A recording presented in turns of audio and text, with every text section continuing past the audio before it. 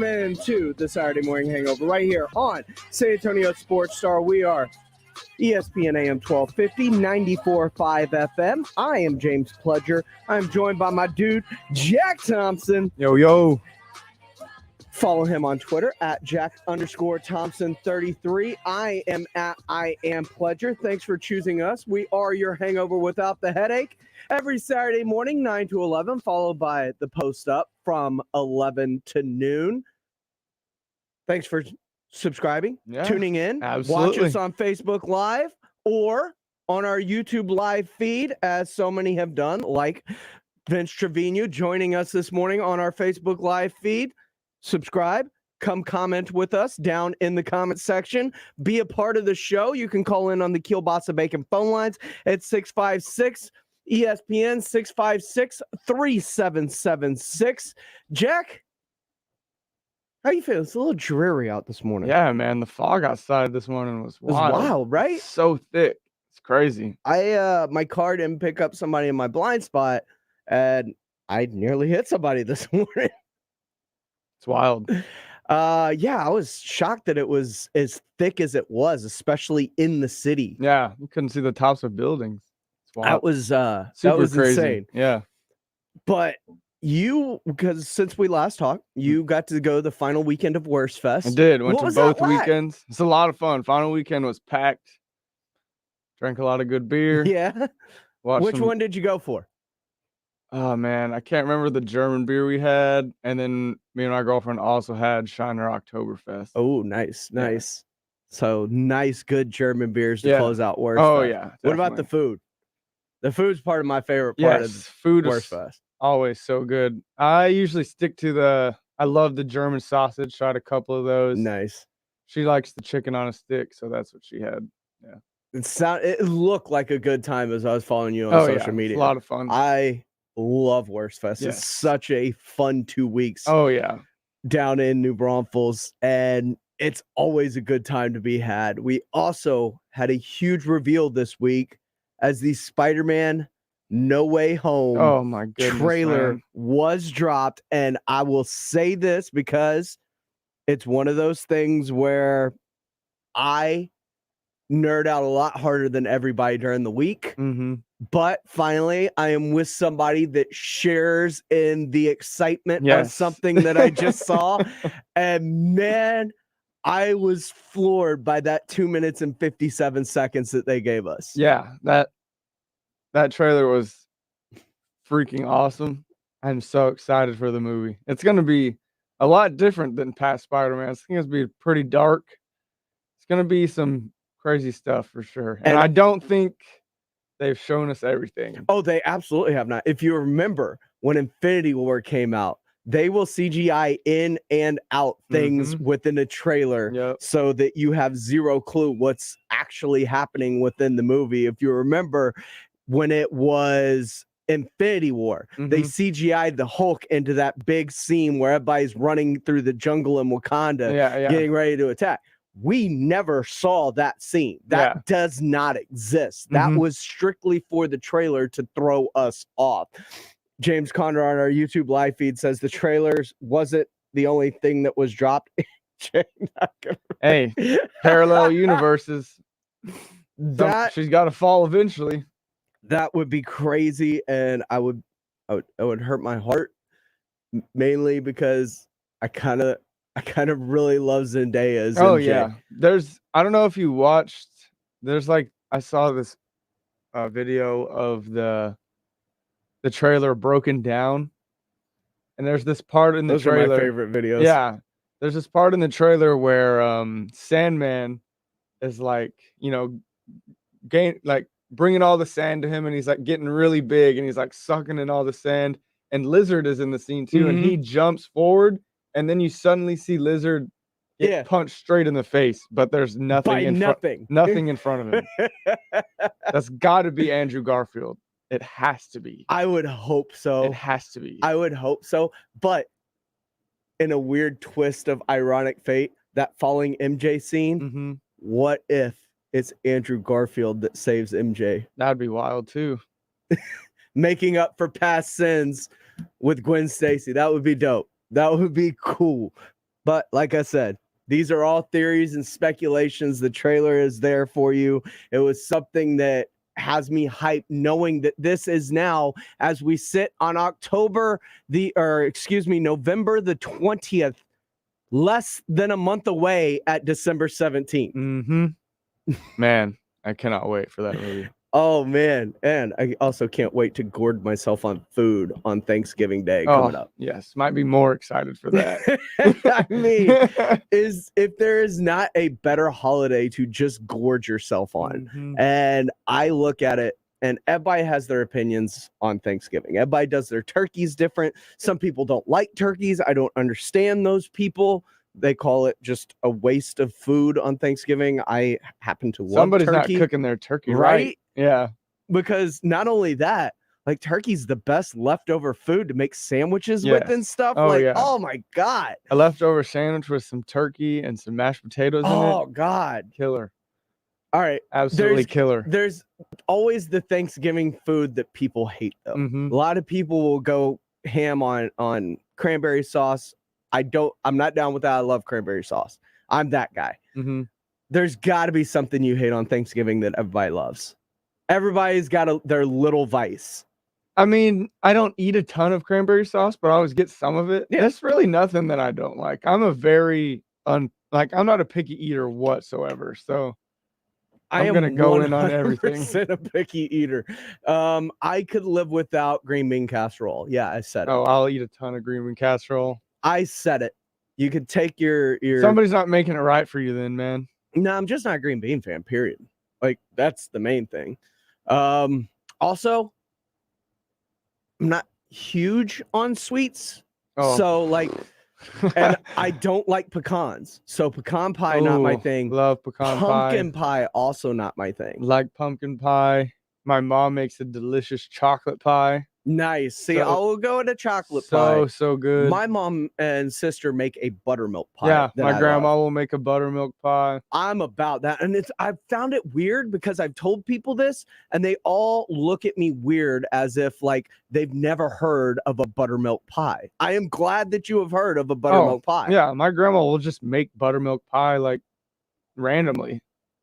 Rob Spencer says, I hate sweet potatoes. Oh, wow. Killing me. Little brown sugar on them? Absolutely, somebody is not making this man the right sweet potatoes. Butter with the and marshmallows brown on top? With the marshmallows? Yes. Rob, how can you not like that, man? Yams. Oh, yams all day. I am team yam. I will go on that. I will eat everything you lay down in front of me. John Dyer says pecan pie is the best. Vince That's Trevino, yams rock. Yeah, I'm a yam fan. I love yams. I also, because this is something we do for Thanksgiving at our house, it's twice baked potatoes. Oh man, nice. I love me some twice baked potatoes, man. You get that in the oven, you bake them, all of a sudden you pull them out, you put some cheese over the top, you put bacon on top, you put them back, let them cook some more, then you mix it all together. And then you put it back in, bake it a little bit more. That way, when it comes out, it is just so good. Yeah. Twice baked potatoes are my jam. That is one of my favorite Thanksgiving foods. This is the Saturday Morning Hangover right here on San Antonio Sports Star, ESPN AM 1250, 94.5 FM. Don't forget, Jack and I got the post up coming up after this, too, as we talk all things hoops from 11 to noon, including the San Antonio Spurs, as they just got beat by 10 by the Minnesota Timberwolves. They are doing great. It's what we want, right? Ahead of schedule, if you ask me. That's what we want, right?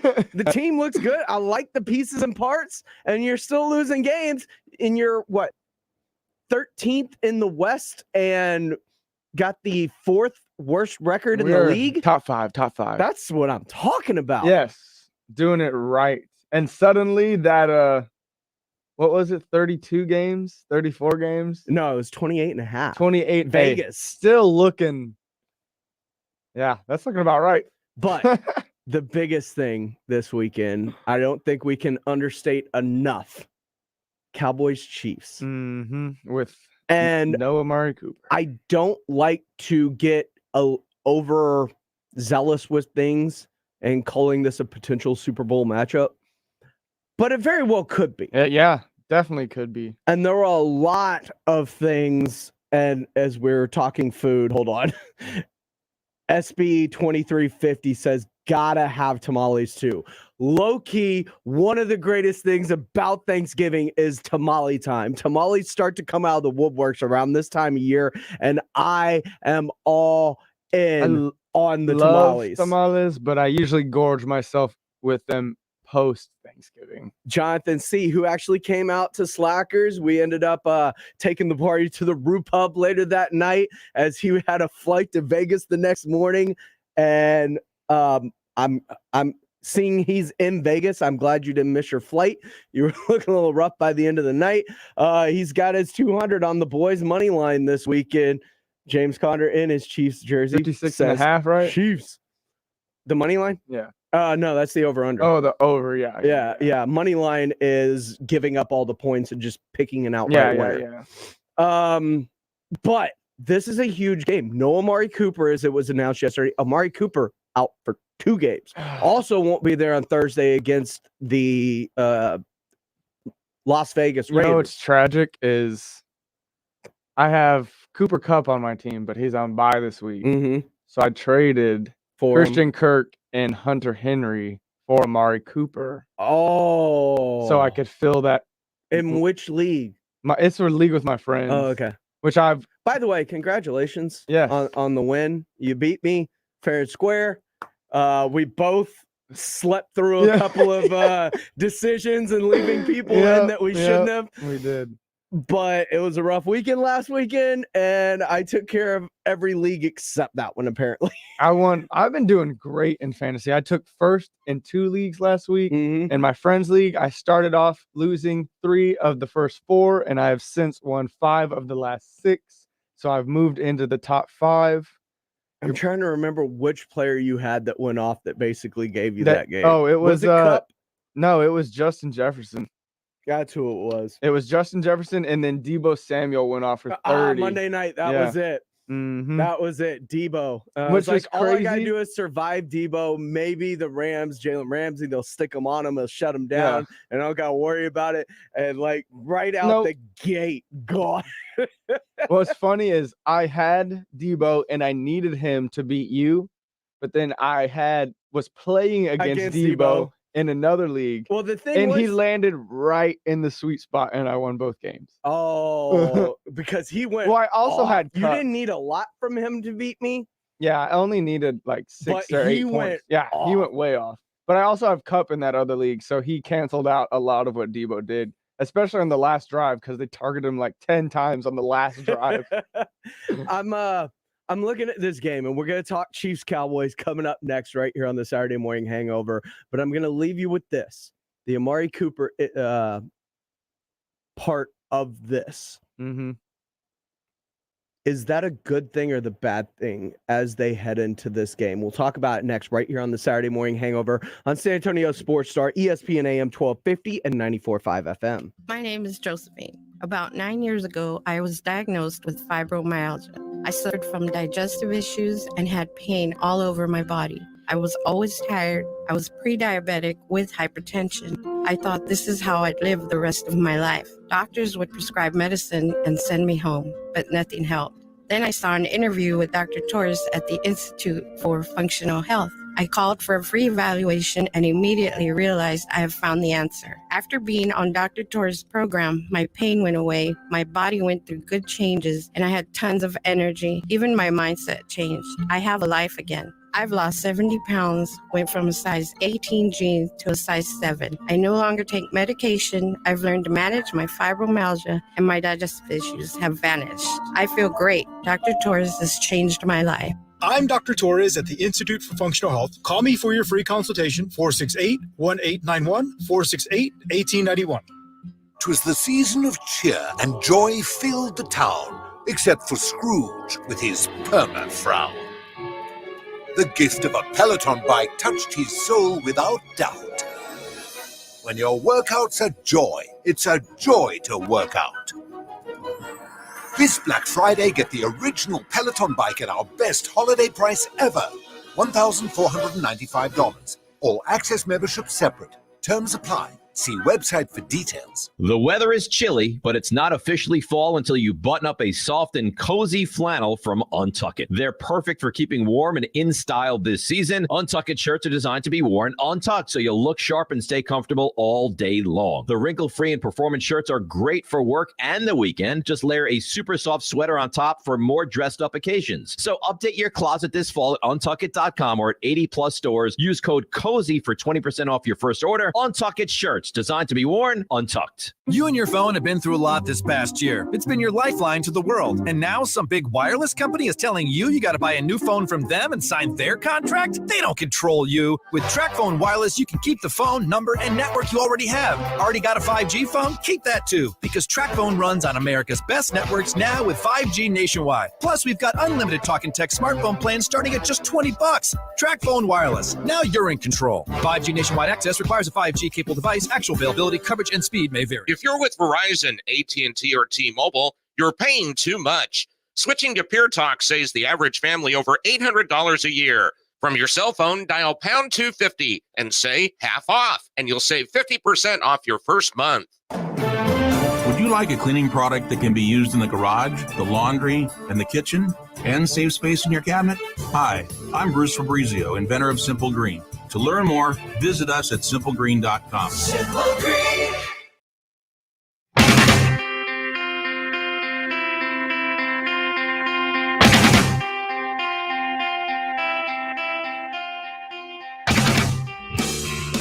Welcome back into the Saturday Morning Hangover right here on San Antonio Sports Star, ESPN AM 1250, 94.5 FM. Your Hangover without the headache. I'm James Pledger. That is Jack Thompson. As we get you set for this weekend's action, including the Dallas Cowboys, who have a huge matchup against the Kansas City Chiefs. And as they do, there are things that we're going to have to watch out for in this game, one of which is Amari Cooper, who is out for this game and next when they take on the Raiders. And you have to look at this game in its entirety. So the Dallas Cowboys coming off a massive win over the Atlanta Falcons. Beat down.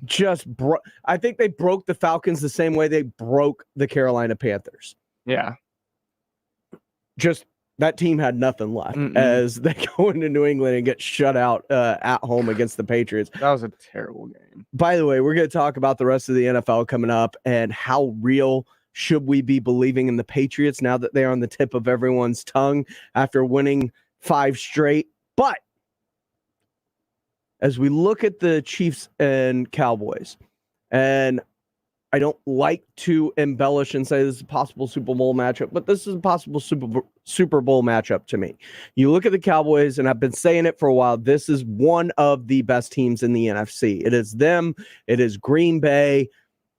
And you can throw in, Tampa or Arizona or LA into that mix. But I think right now it's Green Bay and Dallas at the top. Is those two, like, they've separated themselves from the rest unless they start to get hot. The rest, there's time for them to start to get hot. And if they do, then watch out, because much like Tampa last year, everybody was wondering how good are the Tampa Bay Bucks, blah, blah, blah. Well, they started getting hot at the end of the year and rode that hot streak all the way into the Super Bowl. So you got to watch for when people actually start to get hot in the NFL. Yeah. I look at this matchup as a possible Super Bowl matchup because of the way that the Cowboys have played all year long, despite the injuries. They're not even at full strength.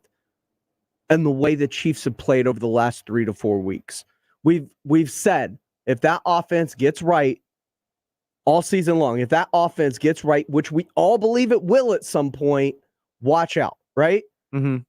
Because Patrick Mahomes didn't suddenly forget how to play football properly. Yeah. Like, he was forcing things because his defense, put him in bad situations, and the defenses were basically taking away those shock home run plays that the Chiefs are normally used to getting because they put defenses in one-on-one matchups and then exploit those matchups. Well, they were going shells cover 9, cover 3. Like, they were taking everything away and making them take what was underneath to take away the home run. And they were still trying to hit the home run because their defense was putting them in such bad places. Yeah. Last week, we finally saw the offense. Lots of checkdowns to the running back, lots of running the football, lots of taking the underneath things, continually moving the chains, and getting the ball down the field to the tune of 41 points. Now, I'm aware of what the Raiders are going through. I'm aware that that is a team that looks like it's spiraling in the wrong direction. Mm-hmm. But sometimes you just need a get-right game. It's like the Cowboys against Denver. You left Dak in, just let him get a couple of touchdowns at the end. And how did that pay off? To the tune of a 43-3 beatdown of the Atlanta Falcons. The only thing I got to say about this is the Raiders didn't follow the blueprint. They weren't playing too high. They're playing a lot of man coverage. Mm-hmm. And, I mean, you know what happens when you play man against Kelsey and Tyreek. There's just no way to stop them. So, yeah, they absolutely blew them out of the water for sure. But I think it may have been different if they stuck to the blueprint that all of the league has set forth this year. So we'll see if the Cowboys can do that with a too high. Keep Keanu Layton in the middle, and just, I mean, really, I wouldn't even rush Mahomes that much. He's the least blitzed quarterback in the league with, I think it's like 13 or 14% of his dropbacks. But that's what the Cowboys have been doing well, though. It is. So when you talk about strength versus strength, they have done an excellent job at creating pressure by bringing packages that get pressure on the quarterback, which is why they've been able to thrive without the likes of Randy Gregory and Dorrance Armstrong, who just came back last week. And also, their defensive linemen and DeMarcus Lawrence and every other defensive player that they've been missing. They've been able to formulate ways to get pressure. But you look at the defense as well, and it's a defense that thrives on taking chances. One of those players that has thrived on the ability to take chances on routes has been extremely successful at it in Trayvon Diggs, but at the same time, he's also been shocked. He's been burned. He falls for the double moves a lot. The Kansas City Chiefs are very good at double moves. That's one of their things that they like to get their shot plays with. I'm doubling Reek all game. Over the top, underneath. You gotta take him out the game. Isn't that the whole point of having a corner like Trayvon Diggs, though, is that you don't have to double? It's different, though, when you're facing a guy like Patrick Mahomes, because he can squeeze it into that tight window. I mean, I'm incredibly high on this team in terms of both teams, but there's a change on the offensive line coming this week. They have switched Connors at left guard. They've gone from Williams to McGovern, which is good because Williams is one of the most penalized in all of football. But is that a move that's going to work out for them? In terms of, what do you do with Terrence Steele? Yeah. What do you do with Tyron Smith, who is possibly coming back? The Chiefs' defense has been a question mark this season. Ryan Fay on our Facebook Live says, give me the Chiefs. Give me the Cowboys by 10. Chiefs have no D. I understand that thought process, but the Chiefs' defense, if you've been paying attention, actually has been playing a lot better over the past 3 weeks. And that was one of the things. The defense has actually allowed them to stay in games. And until the Raiders, you were waiting for their offense to finally get on track. And they did against the Raiders. But the defense has actually been playing really well over the past 3 to 4 weeks. I understand that one of those games was against the Giants. I understand that one of them was against an Aaron Rodgers-less Green Bay team. But nonetheless, a defense that had been leaking like a sieve the way it had been, those are steps in the right direction. And then you shut down Derek Carr, who has been one of the better quarterbacks in the NFL this year. Yeah. And then on top of that, if you look at previous years of the Kansas City Chiefs, that has kind of been their MO. The defense is bad in the beginning of the season. Bad. They kind of get better towards the middle of the season. And by the end of the season, they're a lot better than people realize they have been, because they've been progressively getting better throughout the year, which is why they've been to at least 3 straight AFC title games and 2 Super Bowls. Yeah. Is because the defense, in a way, has gotten better as the season goes on. And that's the trend that it's starting to do right now over the last 3 to 4 weeks. Yeah, I agree. Their defense is trending upward in the right direction. They're still not getting the takeaways, the timely takeaways that they were getting in years past when when they would be surging towards the playoffs. So they still have got some room to go for sure. But yeah, they're definitely moving in the right direction. But not a defense I'm scared of for sure. No, I'm not saying that you should be fearful of it, but the offense is the thing I would be fearful of when you're talking about what this defense has done. I know they've played well and forced turnovers, but 2.3 seems to be the number that Mike McCarthy has been stressing in practice all week, which means they're trying to get home to Patrick Mahomes in under 2.3 seconds, because when you extend the play, that's when things go wrong. Yep. It's really hard to get to Patrick Mahomes in under 2.3 without bringing pressure on him. Yeah, for sure. And when you bring pressure, that's a double-edged sword against Patrick Mahomes. As you said earlier, just a few minutes ago, in talking about playing deep, zoning him off, or bringing pressure, he's one of the least pressured quarterbacks in terms of blitzing in the NFL, which has been part of the reason for his struggles, is they want to continue to try and hit the home run, but nobody's allowing those opportunities to him right now. When you're talking about 2.3, that sounds like you plan on bringing some pressure. Yeah, it does. It sounds like some pressure. We'll see how it goes, man. This is a game that I'm not confident about. I mean, you're going up against Patrick Mahomes. Literally anything can happen. So we're going to have to see the Cowboys from last week for sure. Ultra confident, flying to the ball, seeing and hitting, and making big plays. Before we go to break, I got a question for you, Jack, as it pertains to this game. Who is this game more important for? Everybody's been talking about the Cowboys and the demise of the offense, and they've been figured out, and the Cowboys have been viewed as a Super Bowl contender. The Cowboys are now going on the road, facing arguably their toughest opponent they've faced since week 1 of the NFL season. Yeah. There has been little resistance, and there's little resistance on the way out for this Cowboys team as well, right? Yeah. The Chiefs are a team that's going to face competition week in and week out every week. I mean, they've had to face the Baltimore Ravens. They've faced the Tennessee Titans, the Buffalo Bills. They've faced all of their Owapos so far early in the season already. Yeah.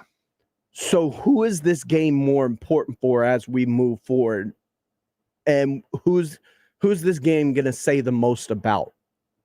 Man, that's a tough question, because I would probably say it's more important for the Chiefs, because they've had such a down year in terms of their standards, and a big win like this for them would definitely mean a lot moving forward.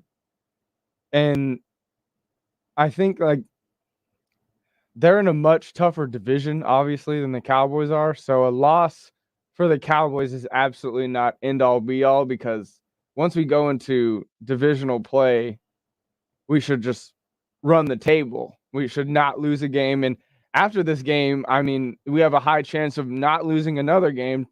The only real tough opponent after this is the Cardinals, but they've plummeted back to earth in recent weeks.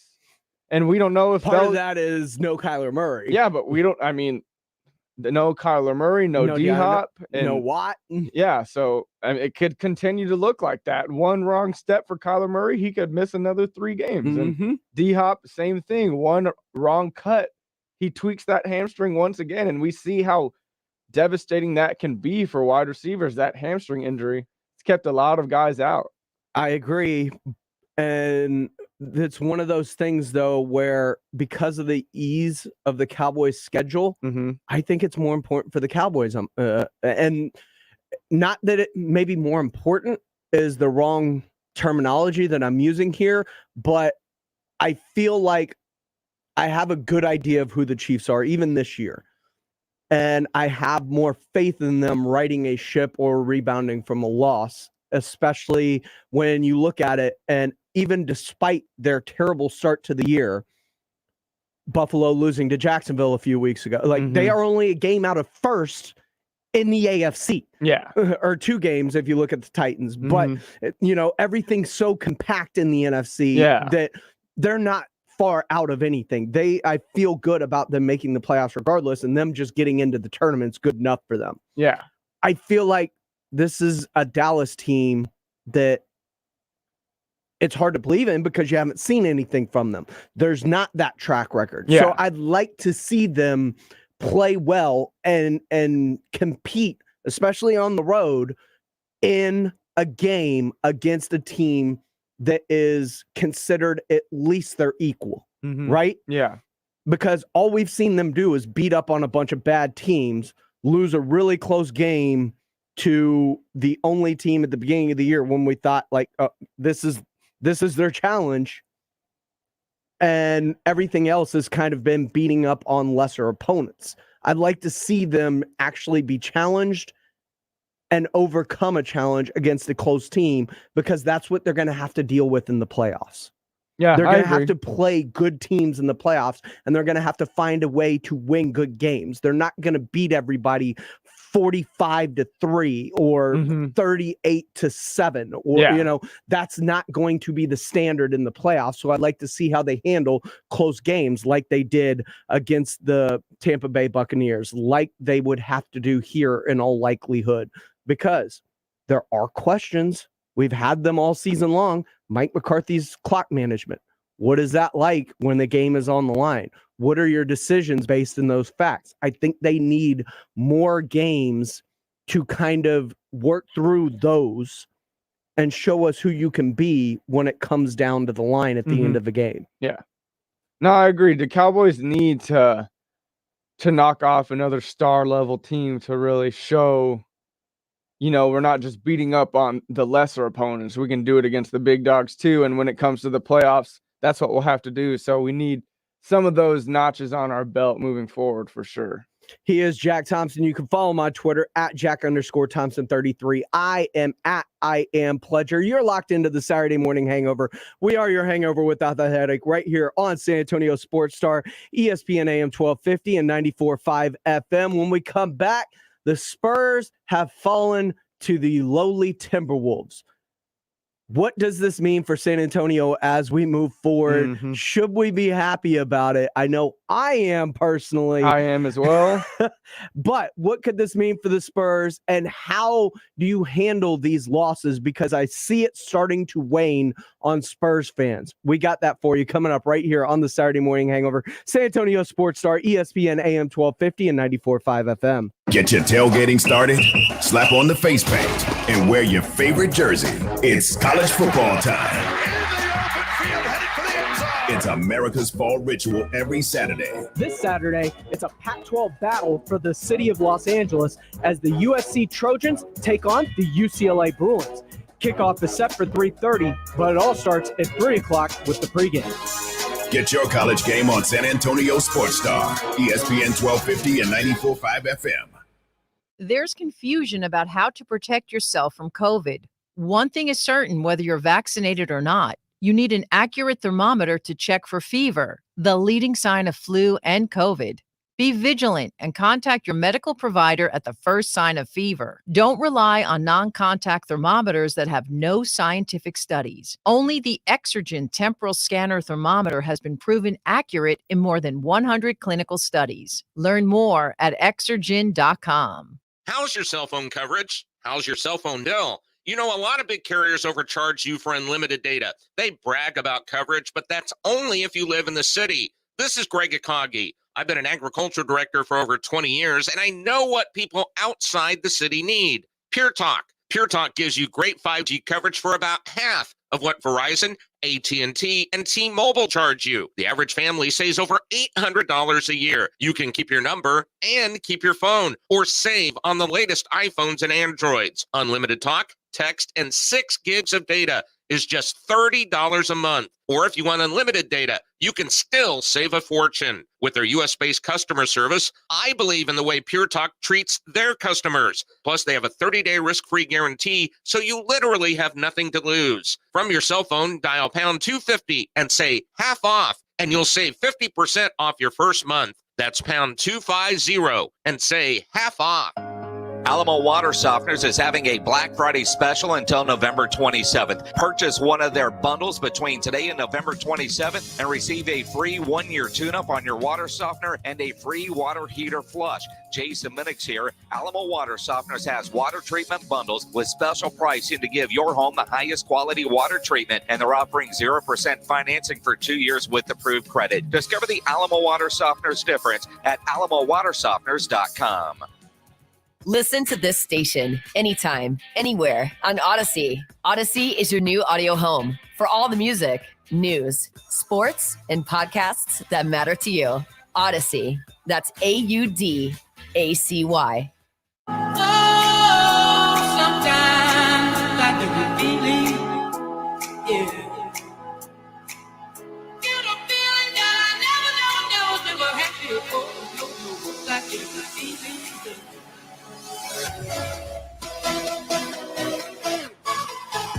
Welcome back into the Saturday morning hangover. We are your hangover with Athletic right here on San Antonio Sports Star, ESPN AM 1250, 94.5 FM. We are on the go at sasportstar.com. He is Jack Thompson. Follow on Twitter at Jack_Thompson33. I am at I Am Pledger. Also, you could follow us Facebook, YouTube, chime in along like Hunter Hitch did. Right here on our Facebook live feed, he says, want to see the Cowboys really measure up? Playing the Chiefs at Arrowhead will be a good measuring stick. It actually is. And I am excited to see how that plays out for the Dallas Cowboys. I want to see what they do against good teams. Yeah. We know what the Spurs have done so far against good teams this year. They've lost. Yes. Good job. Good job, Spurs. That's what we need. Now, everybody likes to call me a hater because I'm a Rockets fan. Because I've been on Team Tank for a couple of years. Only it's finally coming to fruition. Mm-hmm. And Spurs fans are having a tough time with this. Very, very much so. They don't understand the carrot that is at the end of this stick. And if you acquire said carrot, you set this team up for a possible another 20-year run. Uh-huh. They just lost to the Minnesota Timberwolves. The Timberwolves have a couple of number 1 overall picks in Karl Anthony Towns and Anthony Edwards. Look at that. Look at that. Look at that. And suddenly they're beating teams. Luka Doncic, the Mavs tanked, bottomed out. Hornets went to go get LaMelo. I mean, it works. It works. You don't have to be number 1. I understand we're not trying to get the worst of the worst record to get the number 1 overall pick. Look at the Cavs. Look at the difference Evan Mobley has made for the Cavs. Get into the top 5. Yes. Look at the Magic. Suggs and Cole Anthony. Suddenly that team, it's not like a pushover team anymore. Franz Wagner. Yeah. The proof is in the pudding, y'all. You got to lose if you're a small market team if you want to get exponentially better right away. And here's the thing, because and Jack, I want you to explain this because people like to point to my Rockets fandom and say that I just want the Spurs to be bad. I don't. I want them to be bad for one season because when they're bad perpetually, that's not going to be good for us, period. Yeah. On the radio. Because the Spurs then become irrelevant, which makes the second half of the year irrelevant for us for the most part, right? Yeah. That's not a good thing, especially in sports talk radio. I like my job. I like having things to do. And if the Spurs are ever perpetually bad, which they haven't been, this is the first time in their history that they've missed the playoffs consecutive years. And this will be a 3rd straight year. This is not a good thing. No. But there is one way to crawl out of this. It is the same way that they crawled out of being bad previously. You'd be bad, really, really bad once. Mm-hmm. And look at the rest of this team, the way it's set up. I love what I'm seeing from DeJounte Murray, right? DeJounte Murray has been a revelation this year. He's taken an incredibly huge step forward. Yeah. Keldon Johnson, while he hasn't taken the step we all want him to, he still looks really good. And you got to remember, kid's only 21. Devin Vassell took an incredible step this offseason. I would say the biggest step. Maybe Yak. I would say Yak. I would lean Yak. But personally. the thing about just because Yak, we didn't expect this from Yak. No, we did not expect it from Yak. But the thing about Yak is a lot of his stuff, like he's rebounding at a prolific rate for sure. But all of his points are sort of like spoon-fed to him. Of course. Devin is going out and just getting buckets. Impressively so. Crossing people up, drilling threes, tip back dunks, dunking on people, locking up opponents' best players. Like, Devin is doing so much. And Josh Primo is cooking right now. He is cooking in the G League.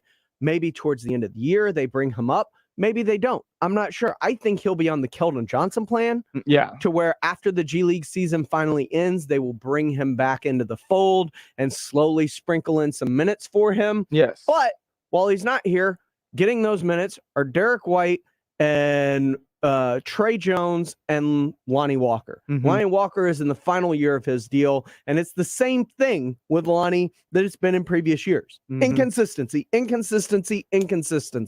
Yeah. I'm not sure he's getting another contract in San Antonio. It's which looking is fine, bleak, yeah. because guess who's going to get those minutes? Devin Vassell and Josh Primo. Josh Primo next year. Devin Vassell's got his minutes.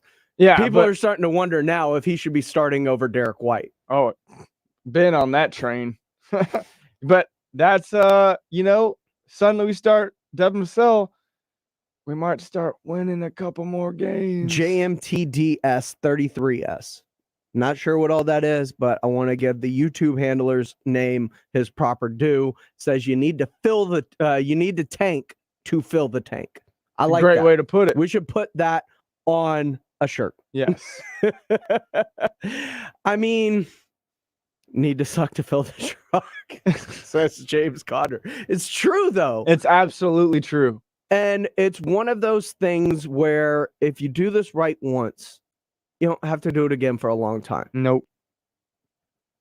There is a crop of young players coming into the league this year to where all you got to do is be in the top 5. And the Spurs are in perfect position to be in that top 5. When you look at players like Chet Holmgren, like Paolo Banchero, like Patrick Baldwin, like Durden, like all of these players are coming into this year's draft. Yes. Amani Bates. Like, there's so many. It is a incredibly deep class. Yeah. I wouldn't say it's incredibly deep, but it's very top heavy. That's what I mean. At the top, it is deep. Yes, very top heavy. Last year's was deep. That's the deepest draft I think I've ever seen. When Jalen Johnson's falls going to 19. Yeah, I can't even. That's an incredibly deep draft. Now, as I look at what's going on with the Spurs, and if this works out the way I plan, I expect all of San Antonio to call in and apologize to me personally. Good luck with that. I'm taking a whole lot of heat for this, but it's one of those things, like, you have to get past the Spurs are losing and look at the things within it. I've loved what I've seen out of Jakob Poeltl so far this year. I loved the growth I've seen from Devin Vassell this season. I like what I'm seeing out of Keldon Johnson. It's not as much as we wanted to see, but there are things to where you look at it and go, okay, he's on the right track, right? As now that offense is more geared towards him than it have been in past seasons. Yeah. DeJounte Murray is been incredible. He is a borderline all-star. Yeah. Oh, yeah. I don't think he will be, but there's a case He's that you got can a make for major him. case for most improved player. Oh, absolutely. Major case. I mean, I really, really, really want this team to be good. And I think it can be, and it's just one piece away. Now, we've talked about some of these names. I think the most one that I get pushback on is Chet Holmgren. Mm-hmm. Chet Holmgren's the one where people look at him and go, he's 7 foot, but he is razor thin, and people are concerned about that. And it's like injuries and all these other things because they're thinking of him as a 5. Man's a 3. Think of him as Kevin Durant. Yeah, think of him like that's exactly what the Cavs are doing with Evan Mobley. They start Jared Allen at the 5, they start Lowry at the 4, and they bring in 7 foot multifaceted player Evan Mobley at the 3. And he is paid exponential dividends for that team as the Cavs. Well, now they've lost him for 2 weeks and they lost Sexton for the season. So, I mean, obviously they go down the toilet with that. But in the beginning, when all things were churning and burning, that was a tough team. Is that a good comparison? Yeah. Kevin Durant, like quit thinking of him as a 5. He's not a 7'5" or a 7'1" He is a 7 foot wing. Yeah. Yeah. The things that he does on the court, he'll never be Kevin Durant. Like he's never going to go and get you like 30 points and win you the game. But what he will do is get you 15, 6 blocks, and guard the best player. Yes. And the thing is, people think blocks and they think, big man getting there. He's not going to bang. He's a rotational blocker. He's not going to bang, but what he does extremely well. He will alter so many shots. He alters shots, but he's also incredibly smart as a basketball player. He understands where they're going and how to use his size to beat them to that spot that they're trying to get to, which is why he ends up with as many blocks as he does. And Mark Few is just going to keep building to that basketball IQ. And he's going to Chet Holmgren will be a very, very good NBA player. And the strength will come, It will. Look at what Giannis Antetokounmpo looked like when he came into the league. Look at what Anthony Davis looked like when he first came into the league. Yeah. Like these guys altered their body and he may or may not. Maybe he stays like Kevin Durant and just slim and tries to build muscle but not get big. Yeah. Right? Because Kevin Durant did get stronger in the league. Without a doubt. Yeah. We saw it in the Olympics this year. He was probably one of the team's best defenders. Yeah, absolutely. Chet Holmgren will win Defensive Player of the Year while he's in the NBA. Wow. Without a doubt. Now that is something that I'd like to get into. Without we'll probably get into that more a little bit on the post up when we come back from 11 to noon as we continue to talk all things basketball. But this is it's football season. We're still churning in the middle of it. We're in the depths of everything, and the UTSA Roadrunners have a massive game today where they take on UAB for the right to clinch the West Division title and possibly host the Conference USA Championship game. We're going to talk about that next, coming up here on this Hangover on San Antonio Sports Star, ESPN AM 1250 and 94.5 FM. Rapping with Jack, benefiting Family Service Association, is happening now through December 4th, benefiting the most needy families this holiday season. There are 3 ways to help. Give cash now, shop the Amazon wish list, or drop off donation at our designated locations. Complete details now at sasportstar.com. Presented by Quarter Moon, Plumbing, Heat, and AC, and in part by River City Oral Surgery, Institute for Functional Health, and Copenhagen Contemporary Furniture. Oh, Total Wine, how wondrous a selection. Fine gifts galore and so much more, and else to answer questions. Wine, spirits, beer, how lovely are the prices here. Now offering delivery in select markets. See details at TotalWine.com/delivery. Drink responsibly, B21.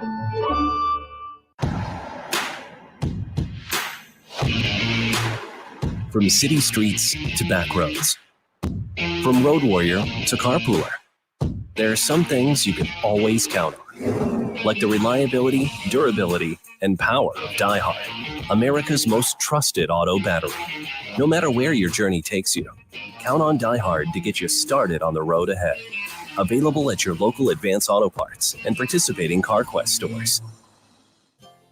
Hi, everyone. Michael Kielbasa with Kielbasa Smoked Meats here. When you bring a package of our smoked sausage home, keep it simple. It's handcrafted in small batches and fully cooked, so you can just heat it up and enjoy. My favorite way to eat it is on a bun with mustard or wrapped in a tortilla. Try some from a store near you today, and if it's not the best you've ever tasted, I'll give you your money back. Guaranteed. Find Kielbasa at a store near you today. Tired of living with awful joint pain? If you've been to an orthopedic surgeon, you know the drill. Pain meds, steroids, physical therapy, right? When those Band-Aids don't work, you know what's next. Surgery. Major surgery. Hey, it's James Pledger for San Antonio Sports Star. Don't do it. Not until you check out QC Kinetics. Get a second opinion and learn more about natural biologic treatments, restorative, regenerative alternatives that can repair and restore damaged tissue in your knees, shoulders, backs, and hips, and other joints as well. QC Kinetics uses natural biologics from your own body and concentrates them in their precise damaged area for lasting relief. And it's an in-office treatment with no downtime, no drugs, and no surgery. Don't go under the knife if you don't have to. Call QC Kinetics and get a second opinion now. You have nothing to lose. Call the local medical professionals at QC Kinetics, 210-571-0318. That's 210-571-0318. Non-surgical regenerative options are here. 210-571-0318. Locations in Hollywood Park and Westover Hills.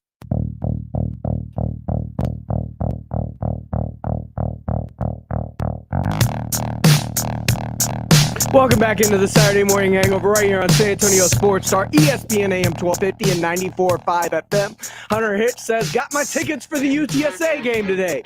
Can't wait. Birds up. Guess what? I'm also going to the game today. Nice. I'm going to meet up with Rudy J and Jason Minix. We're going to be out there. We're going to have us a good old time.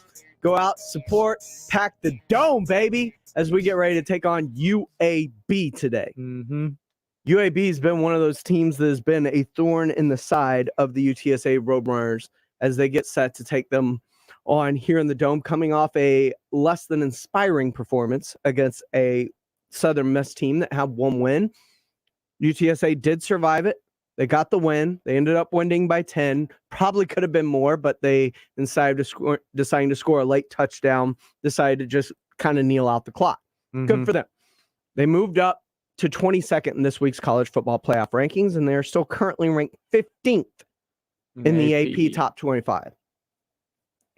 This is huge because not only is it a game to kind of punch your ticket into the Conference USA Championship game, you have a chance to host that game, yes, which would be massive for the UTSA Roadrunners. Be monumental, yeah. I saw earlier this week also UTSA quarterback Frank Harris replying to people in the comments talking about he's coming back next year. Oh, wow. Frank Harris. Super senior, which that's awesome. Yeah. That is fantastic news for the UTSA Roadrunners, getting him back.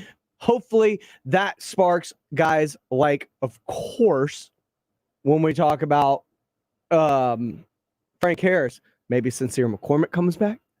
Man, that'd be wild. Who has just been a semifinalist for the Earl Campbell again for the second straight year. Like Frank Harris, Sincere McCormick, they are part of that 2-0 triangle of toughness that has allowed this team to be as good as it has been. And Jeff Traylor has been utilizing them incredibly as we head into this game. John Dyer says it feels like everybody's going to the Dome. Patello Franklin, go UTSA and also keep the curse of the Mambo Kings at home. Rob is not allowed to go.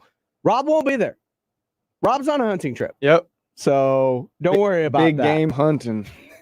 Sincere needs to go pro. Hey, if he wants to stay and enjoy another year, let him stay and enjoy another year, John Dyer.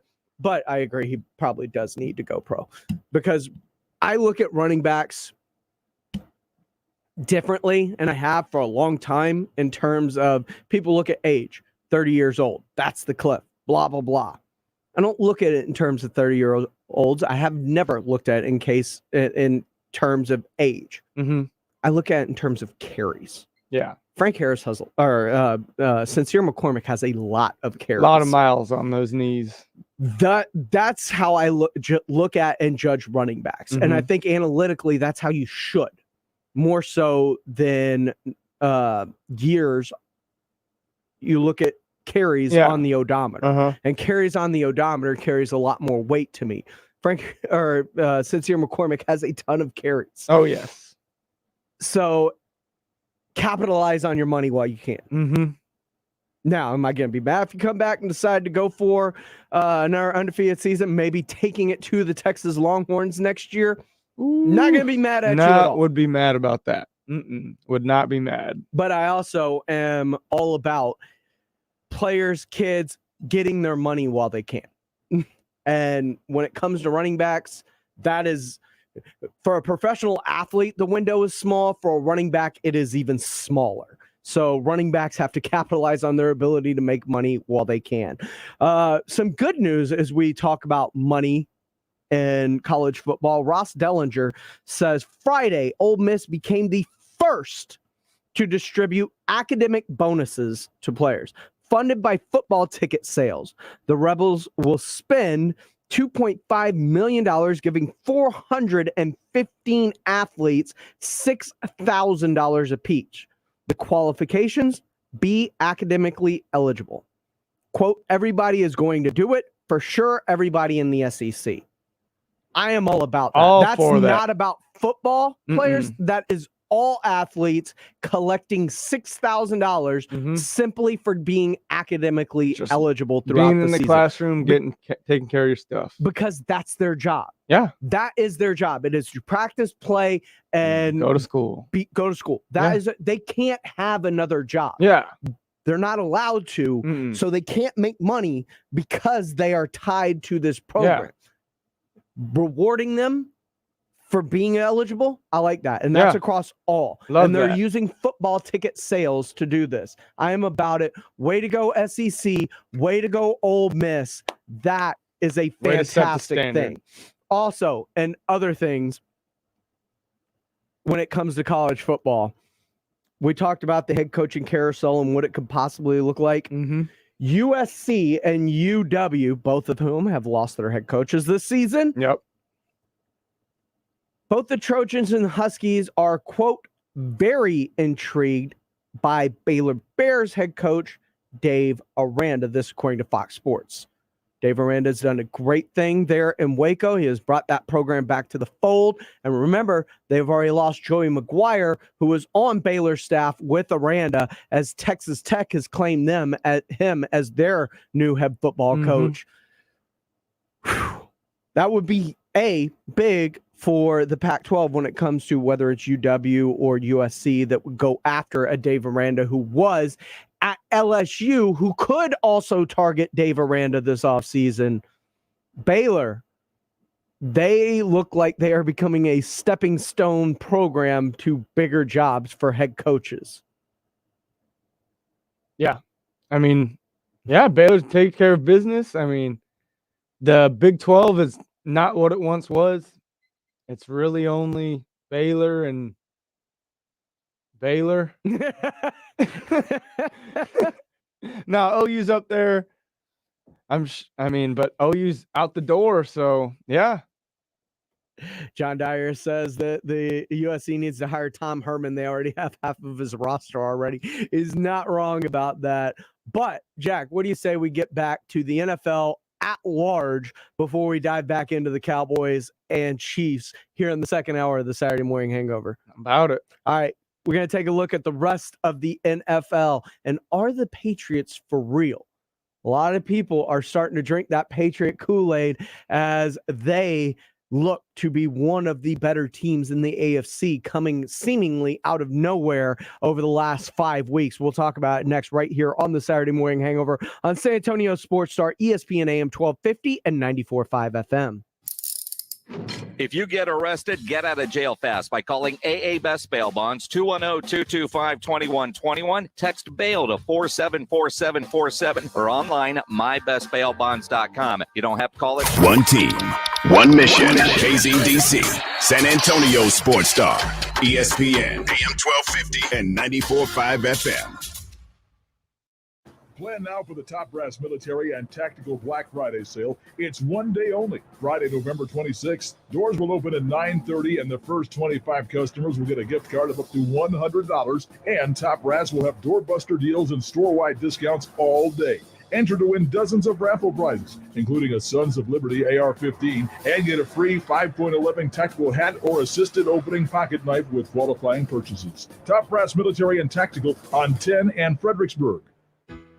Are you missing teeth and thinking about dental implants? This is Dr. Mark Havercorn of River City Oral Surgery. Dental implants are the best way to replace a missing tooth or all your teeth. Most people are a candidate for dental implants. At River City Oral Surgery, we've made implants from a real surgeon affordable. Call us at 210-778-0002. I'm talking about name brand, real dental implants, not generic knockoffs or mini implants. I'll do the surgery, a board-certified oral surgeon, dentist, and medical doctor with years of experience. That's important. This is real surgery. You need a real surgeon. The first dental implant is $1,300. Additional implants at the same time are $1,000. Try getting other guys to give you a price. These prices include the exam, x-ray, and IV sedation. I'm not going to upsell you on unnecessary stuff. There won't be a high-pressure pitch, and you won't be here for hours. We even have a warranty program. If you need a dentist to make teeth for the implants, we can refer you to a great one. With as few as 4 implants, you can replace all the teeth in a jaw. Give us a call at 210-778-0002 for River City Oral Surgery.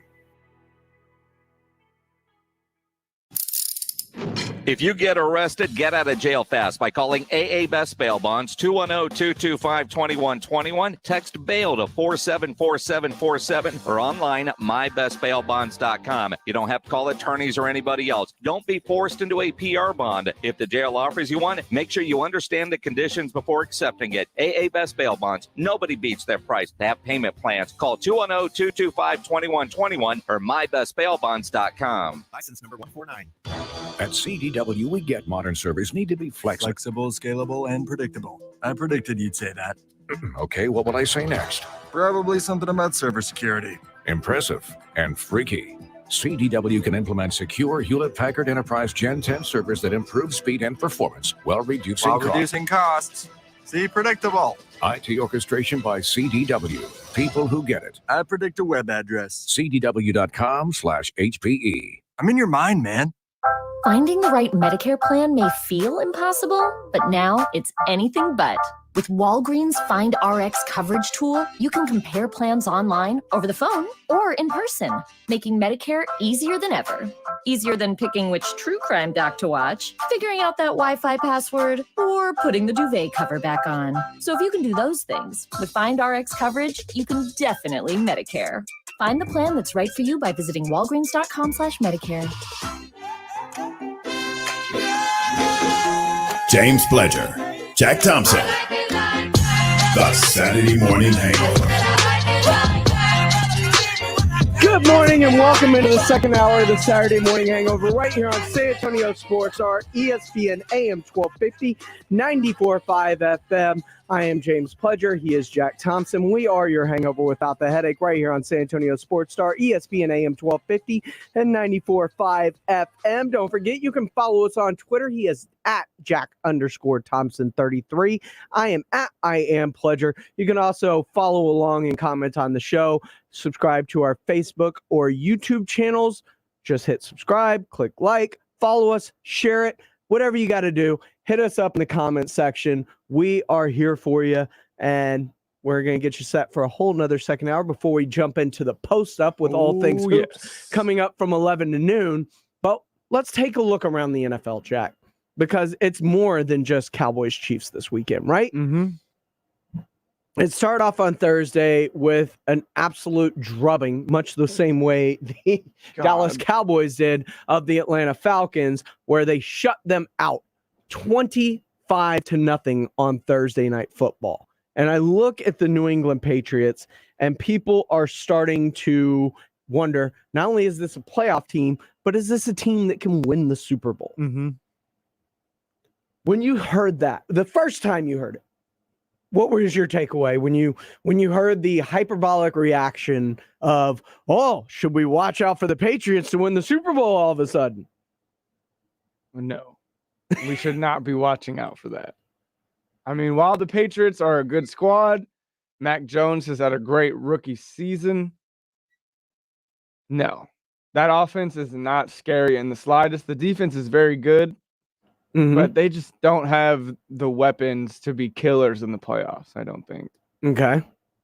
Can I juxtapose that a little bit? Sure. Okay. The Patriots, I've been very high on Mac Jones since before the draft. And when he goes taken and putting into the New England situation, I became very bullish on Mac Jones. Mac Jones is living up to those bullish expectations, but it's more so because they are treating him the same way they did Tom Brady early in his career. And this is a team with a very good defense. They have a very good running game. They will use the short passing game, and they have a couple of very good tight ends, and they are using those to perfection. That was the same recipe they had with Brady early in his career. And I'll look at it, and over the past few weeks, you got to look at it in terms of, all right, let's forget what they did early in the season. Remember, they lost to the Dolphins in the first game of the year, but they lost to the Dolphins mainly because as they were driving to score to win that game, Damian Harris fumbled. Yeah. So that could be another one.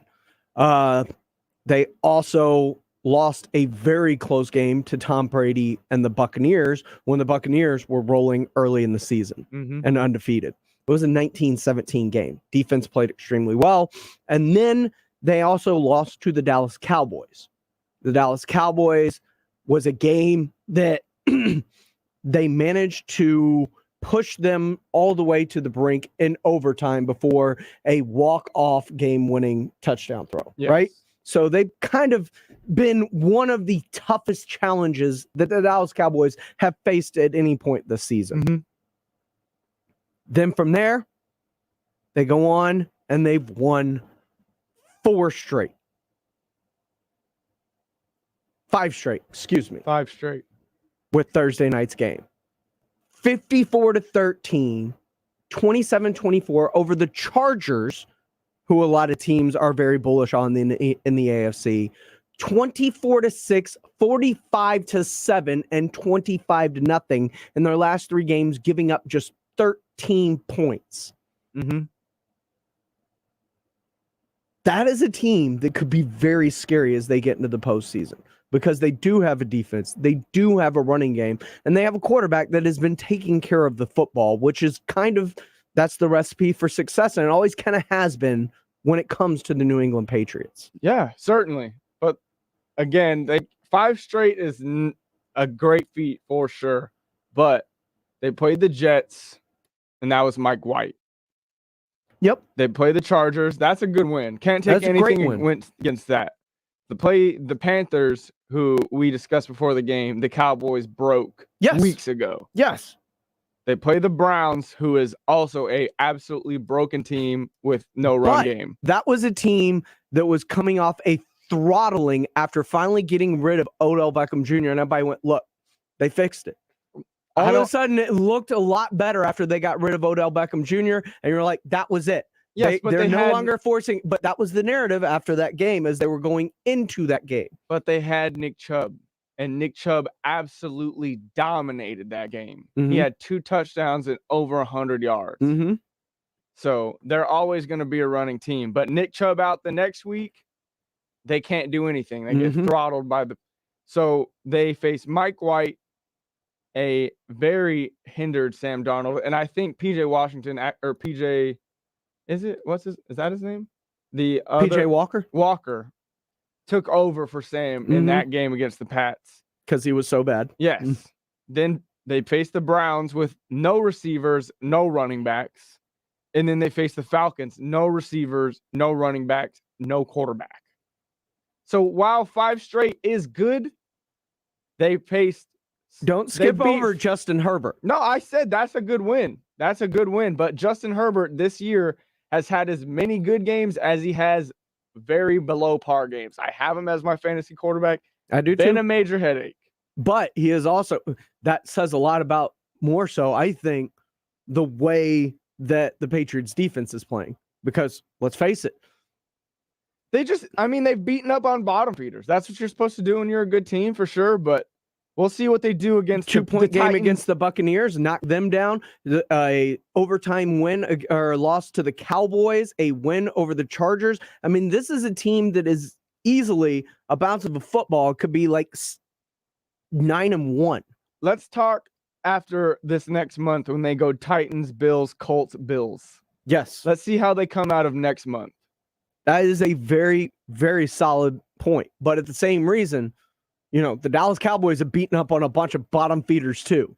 And we're giving them all of their flowers and everything that they are necessarily due. Because we have the offensive prowess, the MVP type players. We have the leading interception guy, the leading defensive rookie of the year. You have the leading defense with the Patriots. We have, but you have the leading rookie of the year doing candidate. This without even everyone here. The Patriots are healthy. They've got all their guys. You're supposed to beat the easy teams. It's not like they're getting stomped by the Broncos or anything. All right. Who have the Chiefs lost to this year? How's Patty doing there, James? They've lost to the Ravens. Mm-hmm. They've lost to the Bills, the Titans. Mm-hmm. I mean, all teams that are atop the divisions, all teams that are atop the conference. Easy to point and laugh at the Cowboys when they drop one game. Easy to point and laugh. Yeah, it is. It is. But and then they come back next week and beat a team by straight up 40 in the first half. Chiefs just beat a team by 40. Yeah, but again, this is a team. That team is in utter it's dismay. A parallel. That team, the Raiders, are in utter. You could dismay. argue the Falcons are in dismay. Not like the Raiders, man. Not like the Raiders. Not like the Raiders. I mean, I get it. I do get it. And the Raiders didn't even follow the blueprint. They thought they were so good that they could come in and run man instead of the two high safeties. I mean, we're going to see what the Cowboys try and do. I think it'll be a lot of both. I think it'll be both, a mixture of both. I think they throw multiple sets. I mean, if that's the case, then the Cowboys aren't following the blueprint either. No, I think we'll run a lot of too high, but the Raiders barely ran any. They were letting Tyreek and Trav go nuts. And they were letting, what's his name? Darrell Williams had over 100 yards receiving. He caught a massive deep bomb. That was cool. Yeah, that was a hell of a play by a running back to be made on that football. But I'm just saying the parallels are there. I look at this with the Patriots and what they're doing, and I think they should be in the conversation because of the way that defense is playing and the way that Mac Jones is playing. You can argue that it's between him and Jamar Chase for offensive rookie of the year. Oh, easily. There's no one even else close. Yeah. And that's a huge thing to say. And the fact that Bill Belichick decided, I'm going to go with a rookie to lead this team, that says a lot about that rookie, in my opinion. And you could say what you want. The stats aren't there. The stats are never really there when it comes to the Patriots, outside of, Brady finally developing into the guy everybody thought he was going to be when they went and finally got weapons for him for the first time in his career, when they brought in Randy Moss and Wes Welker and Dante Stallworth. I mean, that's it's not the same caliber, but the Pats spent more money on offensive free agents and defensive free agents. Yeah. Matt Judon has been a game wrecker on the defensive side of the football for the Patriots. So, I mean, Mac, they went and got him weapons, and he's done well with it, but we'll see. We'll see after this next month. They beat up on the bottom feeders. Now they're facing the teams at the top. So we'll see where they match up to that. I get it, and I understand the reason for hesitancy when you look at them, but man, the way this team is playing and just the way that they're even playing against the bad teams and even the good teams over the past 2 months, because you look at the Bucks game, you look at the Cowboys game, you look at the Chargers game, they're all close games and they have managed to play extremely well against them. I think this is a team that you should be fearful of if you are in the AFC. And heck, if you're in the AFC East, you should be scared because Buffalo, after dropping a game to Jacksonville, they are right on your heels. Mm-hmm. And that is a team that knows, with a coaching staff that knows defensively how to take away your best options. They dropped that game to Jacksonville, but they wrecked I can't even remember who they played last week. They beat them so bad. I mean, I get it, but that's what the Patriots aren't doing. They aren't dropping a game to the Jets. They aren't dropping a game to the Jaguars. They are handling their business against those teams. Yeah. And they're playing extremely well against the teams that are believed to be better than them and even beating them in some cases. And I think that's the mark of a team that could spell trouble when you get into January. He is Jack Thompson. I am James Pledger. We're locked in right here on the Saturday Morning Hangover on San Antonio Sports Star, ESPN AM 1250, 94.5 FM. When we come back, Cowboys, Chiefs, huge game. Who is going to come out on top, and what are the things that need to be done on both sides when we look at this game for each team to come away with the victory? We're talking about next right here on San Antonio Sports Star, ESPN AM 1250 and 94.5 FM. Hi, welcome to Furniture Depot. And you, come on in. Yes. Couches are flying off the floor at Cheyenne's Furniture Store. Sarah, can you go over to dining sets, please? She needs more sales associates before shoppers take their seats elsewhere. Can somebody get me a price check on trundle beds? Indeed can help her hire great people fast. I need Indeed. Indeed you do. Instant Match instantly connects you with quality candidates whose resumes on Indeed match your sponsored job description. Visit Indeed.com/credit and get $75 towards your first sponsored job. Terms and conditions apply. Texas Cheer Liquor, your one-stop shop for beer, liquor, wine, and cigars. Follow them on Facebook to keep up with specials and tastings. 4 locations, 2 on Petranco, 1 past 211, 1 at 90 in Montgomery, and the all-new Texas Cheer Liquor next to Walmart Palo Alto Road, Suite 101. Are you ready for Diamonds Direct's biggest and final store-wide sale of 2021? It's this weekend. 3 days of extra savings store-wide. I'm talking an extra 20% off all earrings, all bracelets, all bands, all pendants, all fashion jewelry. Virtually everything in every case is on sale. Lowest prices of the year. And your last chance for store-wide savings before Christmas. You can't miss this. This is the big one. Details at DiamondsDirect.com. Friday, Saturday, and Sunday only at Diamonds Direct. Official jeweler of the Dallas Cowboys at the shops at La Cantera. 1911 Cigars in Cibolo is the premier cigar lounge in South Texas and a must-stop for holiday shopping. Get your stocking stuffers at 1911 Cigars, like cutters, lighters, 5-packs of cigars, and 1911 gear, shirts, hats, whiskey glasses, coasters, and more.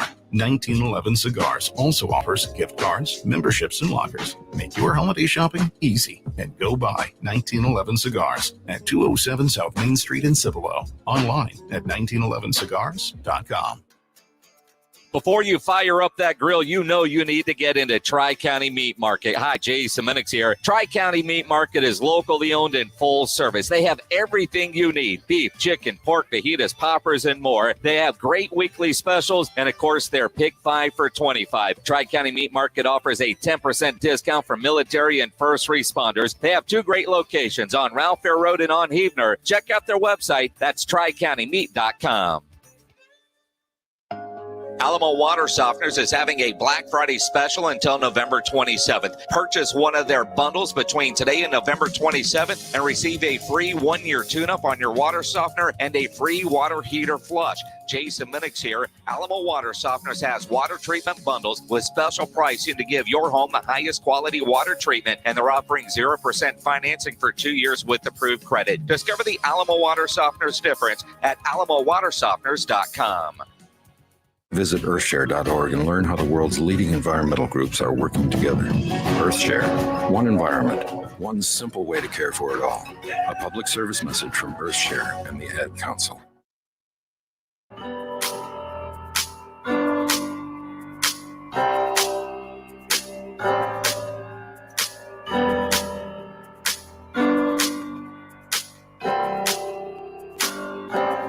Feel so close to you right now. Welcome back into the Saturday Morning Hangover. We are your hangover without that ache right here on San Antonio Sports Star, ESPN AM 1250, 94.5 FM. We are on the go at sasportstar.com. You can watch us on YouTube or Facebook. Just click subscribe, get the notifications when we go live. Jack, we've talked about the enormity of this game this weekend up at Arrowhead. Mm-hmm. Just how big is this game for the Dallas Cowboys? It's huge, man. This is a major step in that Super Bowl direction. If we can take down the past, the Chiefs, Super Bowl champs, MVP, Pat Mahomes, this would be a major step towards that direction of becoming a Super Bowl champ ourselves. What do the changes along the offensive line mean to you? I mean, I've been begging for weeks for us to take Flag Machine off that offensive line, and finally it looks like we're trying to find down the back stretch of this season our strongest lineup. Tyron Smith's supposed to be back. Got Lyell, got McGovern in. We've got Terrence Steele. It's looking like one of the best offensive lines in National Football League for sure. And I mean, Zach Martin and Tyron Smith are two of the highest graded offensive linemen in the NFL when they play. So is your best offensive line on the field if Terrence Steele, the way he's played, is not a part of it? That's definitely a good question. I feel like we should move Lyell to the inside, keep Terrence on the outside, and keep Connor McGovern doing the things that he's been doing, whether it's the fullback, the uniqueness in which they've used Connor McGovern out in space, whether it's at fullback, whether it is as a wide receiver or a tight end split out to use those screen plays. Like, big boy can move. They have found ways to incorporate him into the blocking game that are not traditional. Yeah. And Kellen Moore's done a good job with that. By having him start, you have taken those plays out of the playbook in all essence. That's an interesting question. We'll see this week. The Chiefs definitely don't have a strong pass rush. That's not what they do. Although, since the trade deadline, when they acquired Melvin Ingram, that defense has been getting pressure, has been better. You add Frank Clark and Melvin Ingram and allow Chris Jones to move more naturally inside the rush. And that team has all of a sudden gotten better defensively over the past few weeks. And I don't think that that's a coincidence. No, definitely. Melvin Ingram has made a lot of big plays in his career. He's a very serviceable pass rusher for sure, but it's just, the defense is not what worries me about this team for sure. No. Nor should it. Yeah. But you can't underwrite the fact that it has played well over the last few weeks. Yeah. And them playing better is a trend that we have seen over the last 3 years with the Chiefs, where the defense starts off abysmally, much like it did this year, and slowly starts to get better as the season progresses until it kind of Spagnuolo rounds that defense perfectly into shape by the end of the year. I don't know why it starts off so bad to begin every single season, but it does. It just does, to where they are an atrocious unit that progressively gets better throughout the season. And right now, despite the competition they've played, you can look at it and say it is following the same script that it has over the past 3 years. And that's at least should be a concern for the Dallas Cowboys, especially when you're now going down a weapon in Amari Cooper. Yes, not having Amari definitely bothers me, but if there's anybody in the league chomping at the bit for a big game, it's Michael Gallup. He is primed and ready to have that weight on his shoulders and show what he can do in the last year of his rookie contract, whether the Cowboys extend him or someone else, throws the bag at him and gets him over there. This is a perfect game for Mike Gallup to step up and show what he can do. And Michael Gallup coming into this game is one to watch in terms of both fantasy and in the game, because he is the Cowboys' kind of big play guy. I know CD's the guy that everybody looks to. Amari's Mr. Consistent. But when game's on the line, when big plays need to be made, Michael Gallup's been the guy that Dak Prescott's gone to. Yeah, And absolutely. not just him, Andy Dalton last year as well. Like big play needed against the Giants. Michael Gallup down the sideline. Michael Gallup probably, which says a lot considering Amari Cooper is a part of this team, has the best body control and ability to go get the football on this entire team. I've been saying it for at least the past 3 seasons. No one is better along the sideline than Michael Gallup. He has the best feet in the league, I believe, as far as toe touches and. I mean, DeAndre Hopkins is still in the league. But but D-Hop has the best hands in the league. He does, but I'm talking feet as like foot control. Some of the stuff Michael Gallup does just blows my mind. I get it. I've also because it gets underwashed because he spends most of his time in Houston. But DeAndre Hopkins' body control and getting his feet in on the sidelines, especially in the end zone, is just incredible. Like, I love Michael Gallup and what he's done, and he's phenomenal. But when DeAndre Hopkins is I'm still riding with my boy MG13, man. His feet are incredible. I understand. And imagine what he would look like if he got the target share that D-Hop looks like. He'd be making plays, I feel, a lot similar. Maybe so. But it's just hard when you talk about body control to not at least give D-Hop his due. Yeah, no. D-Hop's top 3 receiver in the league, healthy, no questions asked. Yeah. But I look at Michael Gallup, and great player. It's going to be an ask for the Kansas City Chiefs. Yeah. And the thing is, we saw what Cedric Wilson can do with more with more time on the field. Mm-hmm. And we've seen what Dalton Schultz can also do when there's more targets coming his way. That's going to be the thing. Is the offense is going to be fine, I would imagine, even as good as the Chiefs defense. Like, if I was going to say one thing about this game, take the over. Yeah. Just go ahead and take the over. I think it's 57.5. Yeah. Yeah, I think 56 or 57.5. The only way that it's not over is if we just run the ball down their throat with Zeke and Tony P and just take time of possession away from Patty Mahomes. I don't know, because it's hard.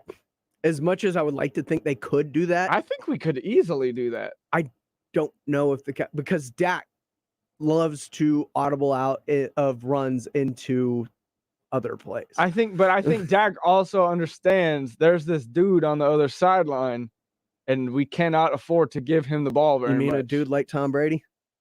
Yeah. In which they ran the ball like 9 times in that entire game. Yes, but again, that's game script. I told you that game that going forward, it was going to change. And it did. It did. Absolutely. But it changes every game depending on what the opponent wants to take away. And I would assume they're going to try and take away Dak and CeeDee Lamb. We'll see. Because Dak and CeeDee Lamb are a hard thing to take away. Oh, yeah. There are a few harder things in the NFL. Yeah. But I worry defensively because I look at this team, and as great as that Falcons win was, that Falcons win seemed like it was, this is for Dan Quinn. Mm-hmm. That hype up is gone with the Chiefs. This is just a game now. It is a game against one of the better teams in the AFC. But we saw last time they played a team from the AFC getting up for a, what do they call those? A non-common opponent. Mm-hmm. When you're dealing against a team that doesn't affect the standings in the same way that playing a division or a conference game does in terms of tiebreakers and meaning. Like, those games are harder for this team to get up for. And you're just coming off a very emotional game in which you gave Dan Quinn the game ball. Mm-hmm. You went for it up 35-3. You went for 2. Like, you can't tell me that game didn't mean something to that entire team. Yeah, it meant something for Dan Quinn, but it was also, I mean... It wasn't just Dan Quinn. That was an entire team. No, that's what I'm saying. It was also, like, we're trying to bounce back to what we were prior to that goose egg we laid against the Broncos. Sure, but we've also seen teams not look as sharp coming off emotional games. Emotional games tend to take energy out of a team, and the following week they at least start a game flat, right? across the NFL, not just the Cowboys. I'm talking about in general. An emotional win usually leaves a team very drained going into the next game. Yes. That is at least something to look for as this game starts. Certainly. And now you've completely changed the offensive line in a sense, because you have now inserted Tyron Smith back in, made a change next to him at left guard, and made a change at right tackle with Lyle Collins. I mean, 3 of 5. But it's not like... I mean, it is, though. Yes. We talk about continuity on the offensive line. The Cowboys have talked about continuity on the offensive line and what it means. And now you're talking about changing 3 of 5 positions. But it's not like these are backups. These are guys moving into their normal starting roles. Sure. And we're also taking the most flagged offensive lineman in the league off the field. So there's also something to say about that. But you're also taking one of the most unique offensive line weapons out of the playbook in terms of how they've utilized Conor McGregor. I think we'll still see those packages. You think? Yeah, absolutely. How so? I think we'll sub the flag machine back in, and then you bring Conor McGovern into that fullback, that tight end, and we run those same packages. Okay. Because one of the things that made those packages so unique was Conor McGovern's ability athletically to move, which you put him out in space on the outside like that and do things. Yeah, I believe that we're not taking that special stuff of what Kellen loves his special playbook. He loves those unique type plays and to bring those out. And I certainly do not see that going away.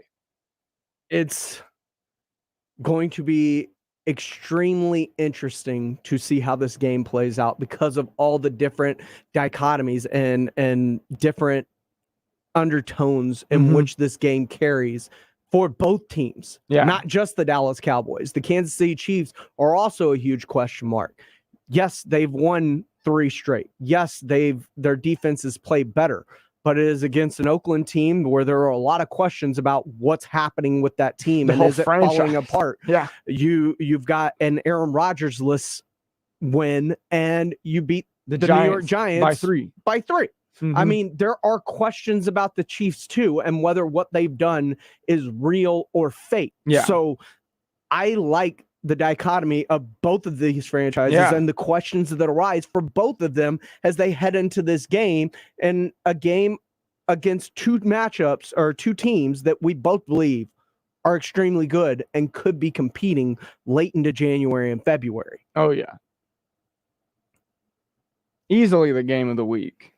No doubt about that. I don't think there's a question. Yeah, no doubt about that. I don't think there's a question about that, because as we look at the rest of the NFL coming up next, you'll see just how much greater this one game is this week than the rest of the NFL schedule. We'll talk about it next right here on the Saturday Morning Hangover on San Antonio Sports Star, ESPN AM 1250 and 94.5 FM.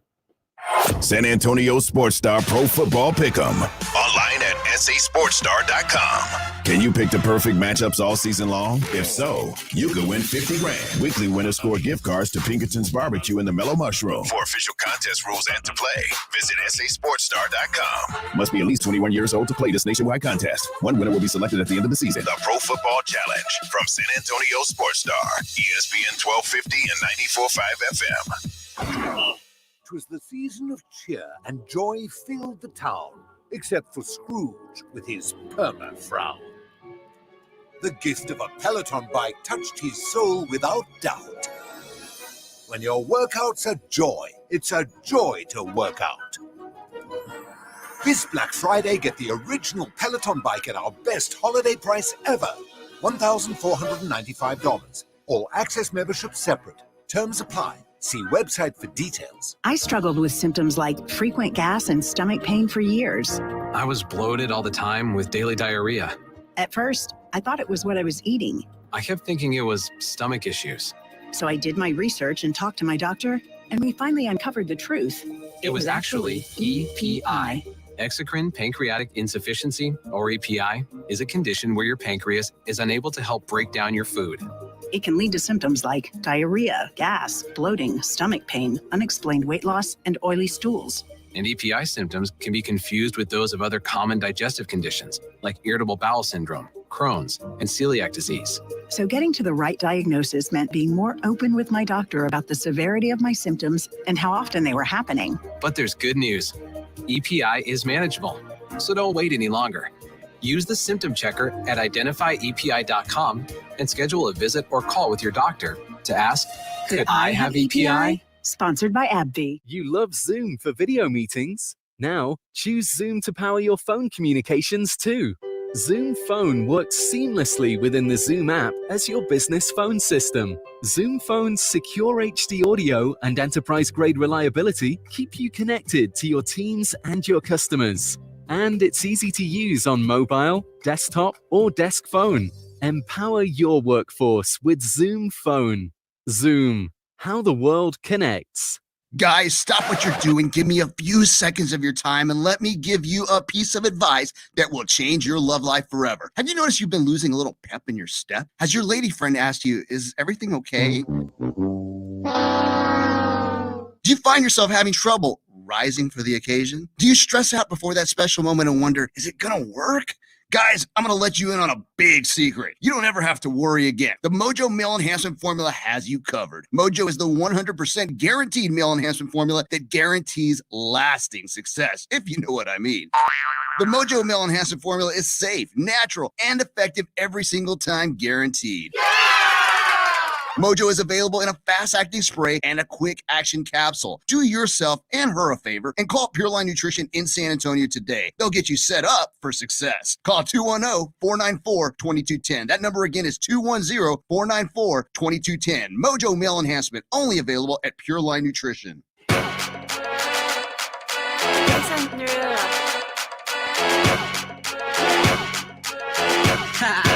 Talk dirty to me. Welcome back to the Saturday Morning Hangover right here on San Antonio Sports Star, ESPN AM 1250, 94.5 FM. I am James Pledger. I am joined by my dude, Jack Thompson. Will be with you for the post-up from 11 to noon as well coming up. But as we take a good look across the rest of the NFL, getting ready for our Thanksgiving feast next weekend. Or next Thursday, I guess, as we get 3 games on the docket. This weekend, you'll see why Cowboys and Chiefs is kind of the biggest thing going this weekend. You've got Green Bay and Minnesota as one of the bigger games this week. Obviously, doesn't carry the same weight. Green Bay, Aaron Rodgers is back. He's a game removed now from being in COVID. And we've seen it usually takes about a day or a game or so for them to finally get back to kind of peak performance. So I expect Green Bay to kind of roll in that. Yeah. Miami and the Jets is obviously just something to where you don't really waste the time watching something like that. Intriguing on a lower level, right? New Orleans and Philadelphia. Jalen Hurts and the Philadelphia Eagles have been playing a lot better as of late than they did early in the season. Jalen Hurts is actually making me wonder, could they possibly look at this moving forward and go, is Jalen Hurts the guy? Maybe. I mean, with the recent emergence of Devontae Smith, he certainly looked a lot better with a serviceable pass catcher to throw to. Yeah. So I look at this and they just extended Dallas Goedert now. Like maybe they move forward with Jalen Hurts next season and let him go if he continues to play this well, because Philly has been at least an intriguing watch of late. And Jalen Hurts, and if you have him in fantasy, you understand. Yeah. he has not been bad. And so the defense is playing better. I think it's something that you at least have to keep an eye on, and not in terms of the Cowboys and catching them in the division or anything like that, but as a team that maybe gets hot and can make a push for a wild card. Possibly. I could see it. Quite possible. Cincinnati, Las Vegas. We'll find out exactly if the Raiders are done or not this week. I think Cincinnati has been stumbling since they got to the top of the NFC North, and they need to get their feet back under them to stay in that division race and in the playoff race. Las Vegas, they need to stop the bleeding. Las Vegas is a team that is bleeding out. Yes. And you need to wonder about whether the Raiders can kind of get things back under them, if Derek Carr can kind of steady the ship, because Joe Mixon, Joe Burrow, Jamar Chase, that is a team that feels like if they can catch their balance, they can go on another run like they did earlier in the season. It's a tough offense. And when that defense is making plays, they're a good team. They just, neither side has been making the same amount of plays as they were earlier in the season. So they've sort of dropped off here as of late. Now, Sunday afternoon, Arizona,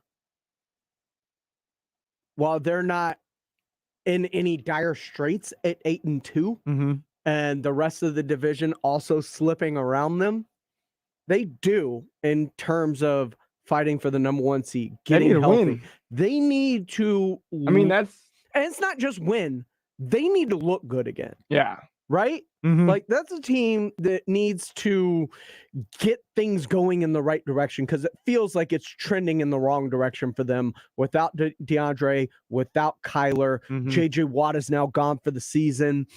Like, how do they pick themselves back up, right? And they're taking on a Seattle team in which they feel like they can make a run with Russell Westbrook, or I don't know why I keep doing it, with Russell Wilson back in the fold. Like, they can get hot and make a run. Yeah. That's going to be an intriguing matchup on Sunday afternoon. It by no means competes with Chiefs Cowboys to me, but it's a team in terms of, can the Seahawks look like a team that gets hot and becomes scary, right?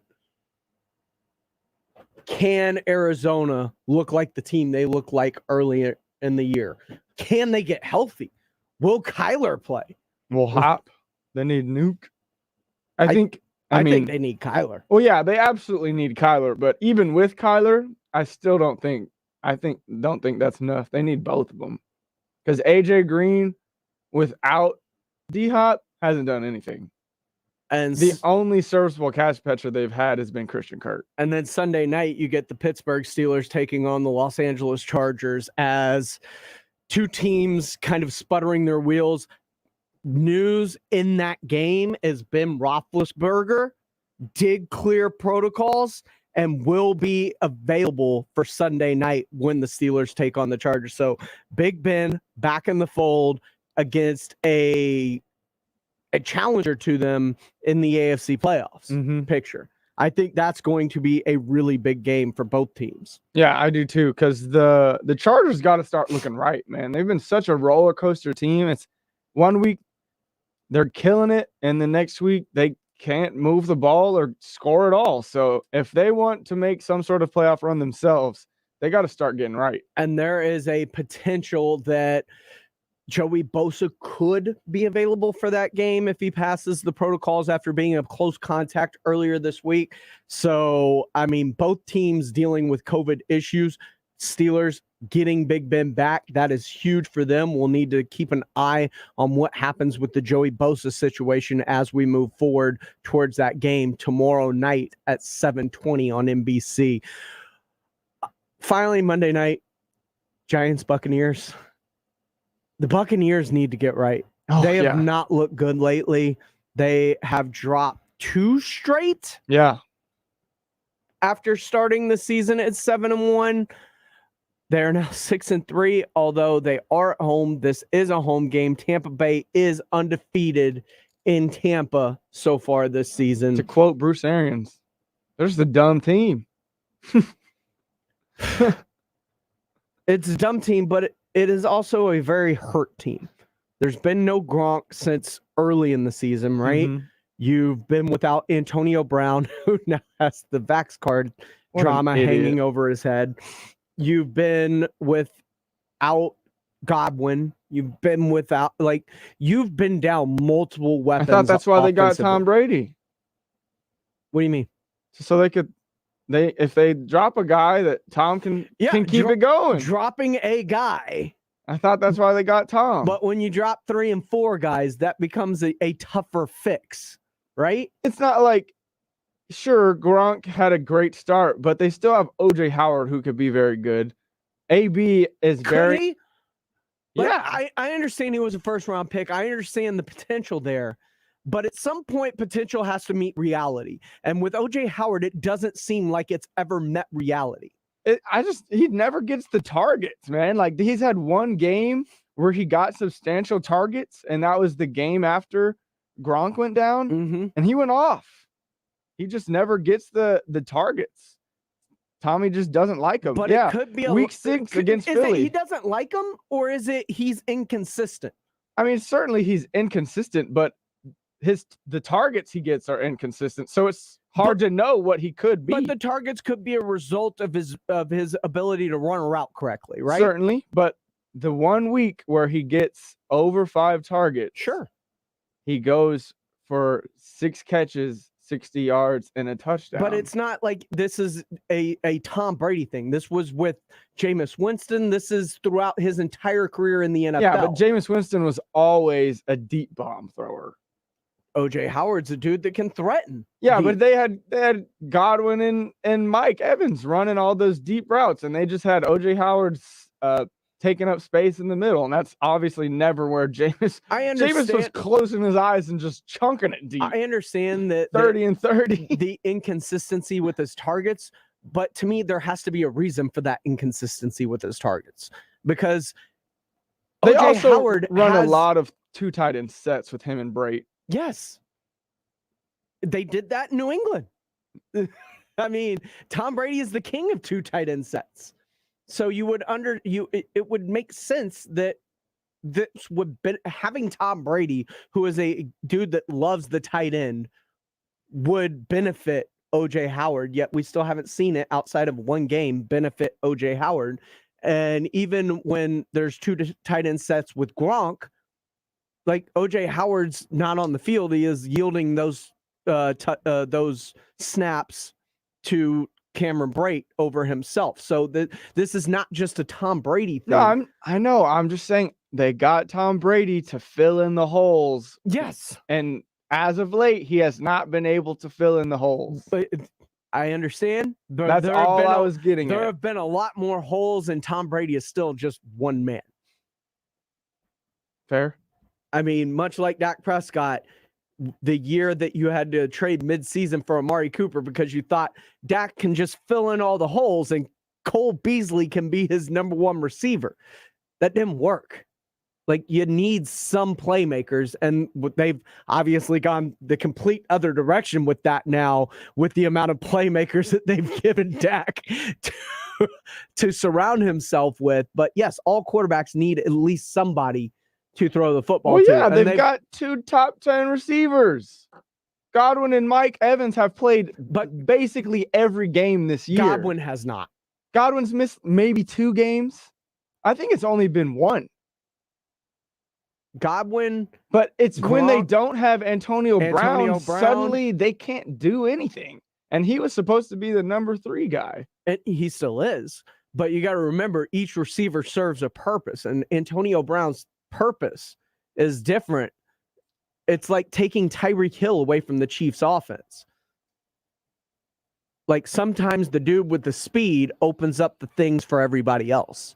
But he's the dude with the speed, and when he's on the field, he gets all the targets, all the tutties. I get it. Like, Will Fuller was, for some reason, DeAndre Hopkins wasn't the linchpin of the Texans offense. It was Will Fuller. Will Fuller, when in and out of the offense, completely changed the dynamic of the Houston Texans offense because his speed opened things up for everybody else. I think Antonio Brown does that for the Tampa Bay Buccaneers.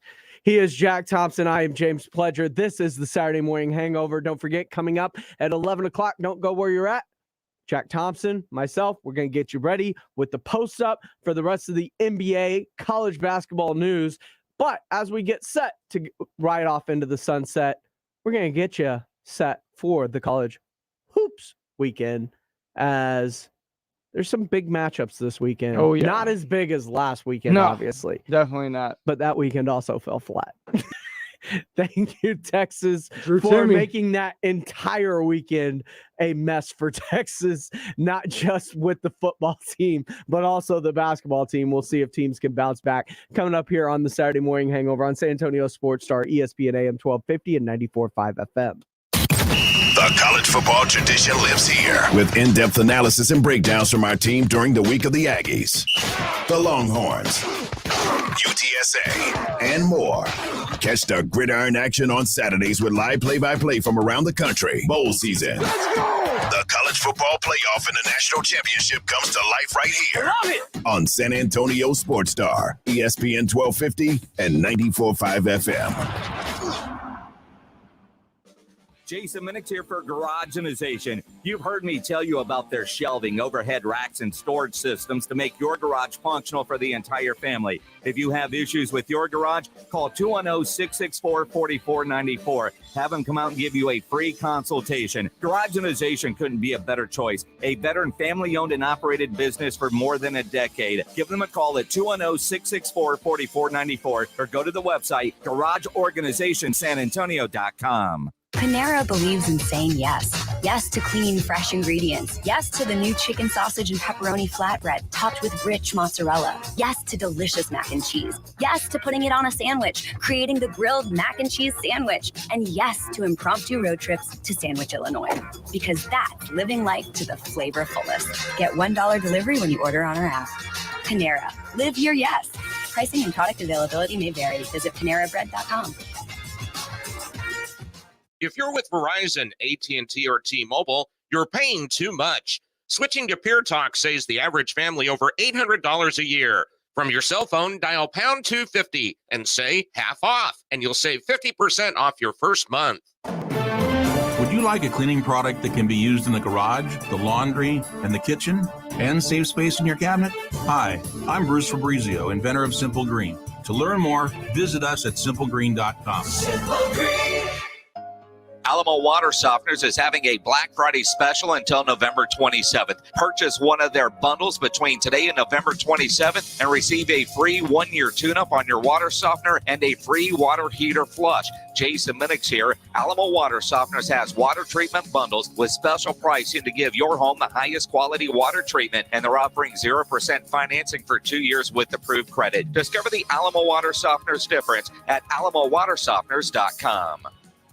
Some people treat investing like a game, but Marcus by Goldman Sachs approaches investing in a smart way with digitally managed portfolios that leverage Goldman Sachs strategies. So, do you want to play games or do you want your money to work smart? You can money. Visit Marcus.com to learn more about saving, borrowing, and investing from Marcus by Goldman Sachs. Investing involves risk and investments may lose value. Brokerage and investment advisory services by Goldman Sachs & Company, LLC. Member FINRA SIPC. Lending and deposits products provided by Goldman Sachs Bank USA. Member FDIC. When Sandra doesn't talk to a Mattress Firm sleep expert, junk sleep presses the wrong buttons in her brain. And Sandra presses the wrong buttons in the elevator, leading to a dreadful journey for her and the accountants now headed up to floor 42. 7, 8, 9. While Sandra avoids eye contact, let's reflect on how a better mattress would have led to real sleep. If you need real sleep, head to Mattress Firm and unjunk your sleep today.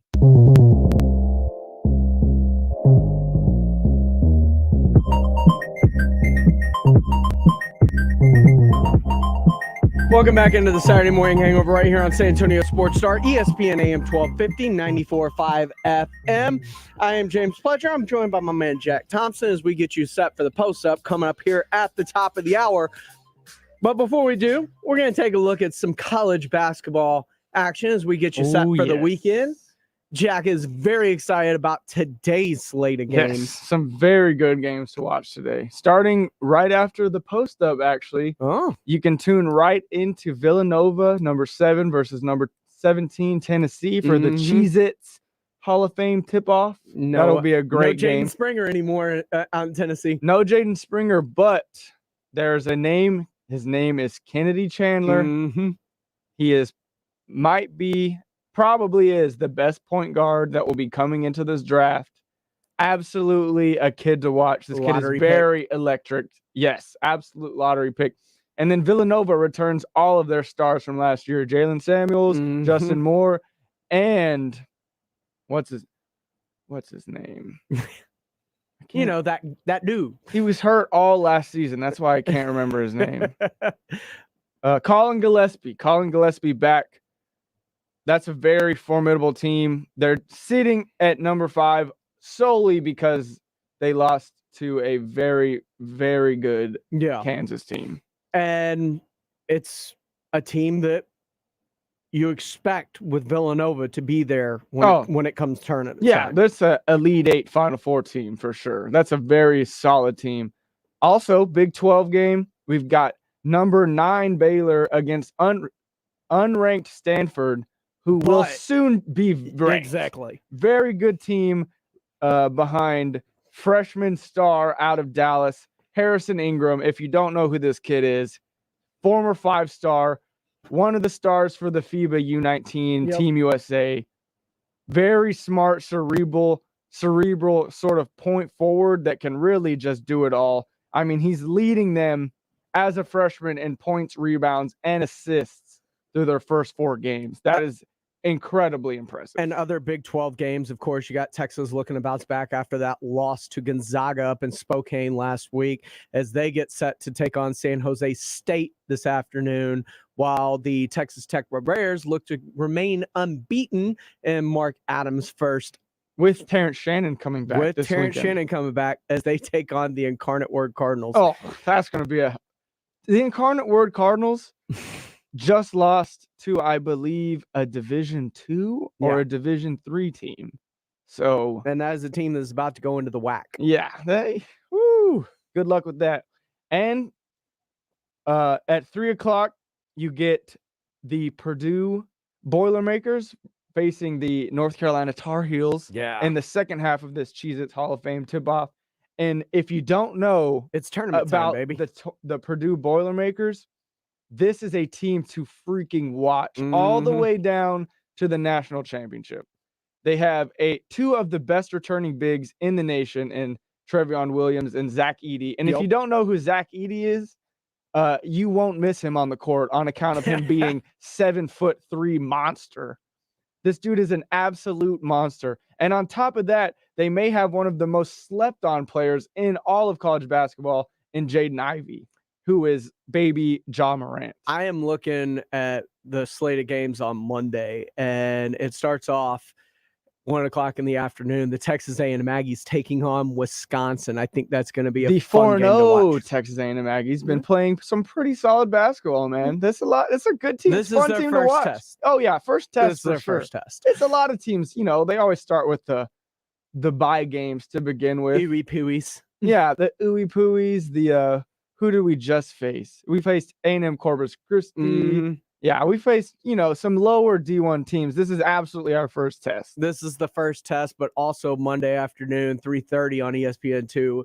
Both of these the A&M game rolls right into Houston and Butler. I think that's going to be a great game to watch. And right after that game, you get Ohio State versus Seton Hall, who just knocked off top 4 team Michigan. So Seton Hall, very, very tough team. And 30 minutes after that game tips off, you've got Illinois, Cincinnati, Illinois just dropped a tough one, so they're looking to get right too. Yeah, so it's a good college basketball week. Definitely check out UCLA and Johnny Juzang. We'll talk more about it coming up here on the post up right after this. Right on San Antonio Sports Star. This has been the Saturday Morning Hangover. Thank you all for listening. Thank you for watching. Thank you for tuning in. Stay tuned. The post up's coming up next right here on San Antonio Sports Star. Oh, Total Wine, how wondrous a selection. Fine gifts galore and so much more, and else to answer questions. Wine, spirits, beer, how lovely are the prices here. Now offering delivery in select markets. See details at TotalWine.com/delivery. Drink responsibly, B21. At Napa, we keep things moving. If it has wheels and an engine, we help keep it on the road. And if it's on the road, we have parts for it. And if you need a part, you can get it fast, like same-day pickup or next-day delivery fast. At Napa, when we're not thinking about cars, we're thinking about the people who drive them. Because when it comes to serving you and our community, our motor never quits. That's Napa know-how. Same-day pickup and next-day delivery available at participating stores and on in-stock items only. There's never any FOMO with the iHeartRadio app. You won't ever have to miss out on your favorite shows and contests with this radio station again. Radio 24/7, 365. We're here when you want us. Stay connected and listen anywhere when you download the free iHeartRadio app. Diamonds Direct is breaking all the rules this weekend with the biggest and final store-wide sale of the year. 3 days of extra savings. Your final chance before the holidays to save an extra 20% on virtually everything. Rings, earrings, pendants, bands, colored gemstones. Huge savings across the board. And the selection is like double with entire designer lines flown in for this event. This is the best pre-holiday buying opportunity ever. Special financing too. Details at diamondsdirect.com. This Friday, Saturday, and Sunday at Diamonds Direct, official jeweler of the Dallas Cowboys, at the shops at La Cantera. At CDW, we get that even the biggest jobs need to fit on your lap. It's true. My entire workday happens right here on my lap. And you can get it done faster with the performance and security of a device configured by CDW and powered by the Built for Business Intel V Pro platform. Nice. Are you done yet, Mommy? More time for story time. An even better use of your lap. IT orchestration by CDW. People who get it. Find out more at cdw.com/Intel client. Research shows that people remember radio ads with lots of sound effects. So to help you remember that Liberty Mutual Insurance Company customizes your home insurance so you only pay for what you need, here are some zany sounds. Saving on home insurance is no laughing matter. Liberty Mutual customizes your home insurance so you only pay for what you need. The money you save could change your life. It's time for you to take your insurance choice seriously. Only pay for what you need at libertymutual.com. Liberty, liberty, liberty, liberty. Live, local, loud. KZDC, San Antonio Sports Star. ESPN, AM 1250 and 94.5 FM. Ladies and gentlemen, Jack Thompson, James Pledger, The Poster. Go!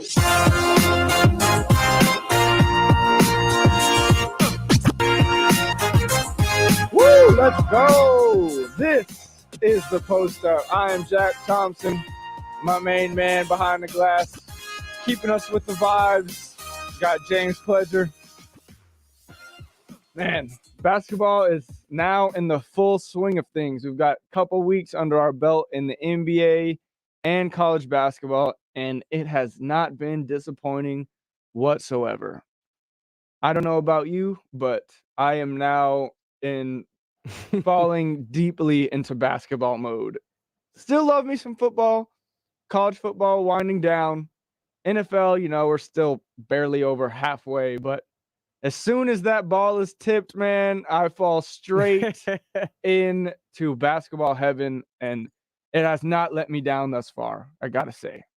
Yeah, I mean, the best part of it so far to me has been watching the Golden State Warriors do what they've done, as they look like the team they were, 4 or 5 years ago when they were going to 3 straight finals. Yes. I just got to, toot our own horns here for a bit, because all I've seen over ESPN this past week is how Steph Curry now has 37 games of 9 3-pointers or more. But me and you covered it when it was 36 the week before. We're ahead of the curve. This is what we do. We're always ahead of the curve. This is what we do. Speaking of Stephen Curry, NBA Players of the Week for week 4. Not sure we'll see many weeks when it's not Steph Curry and the next Kevin Durant. So it seems like all things are slowly falling into place, because the Brooklyn Nets and the Golden State Warriors now both sit atop their respective conferences. Oh, wow. It's almost like people overreacted to the first couple of weeks of the season.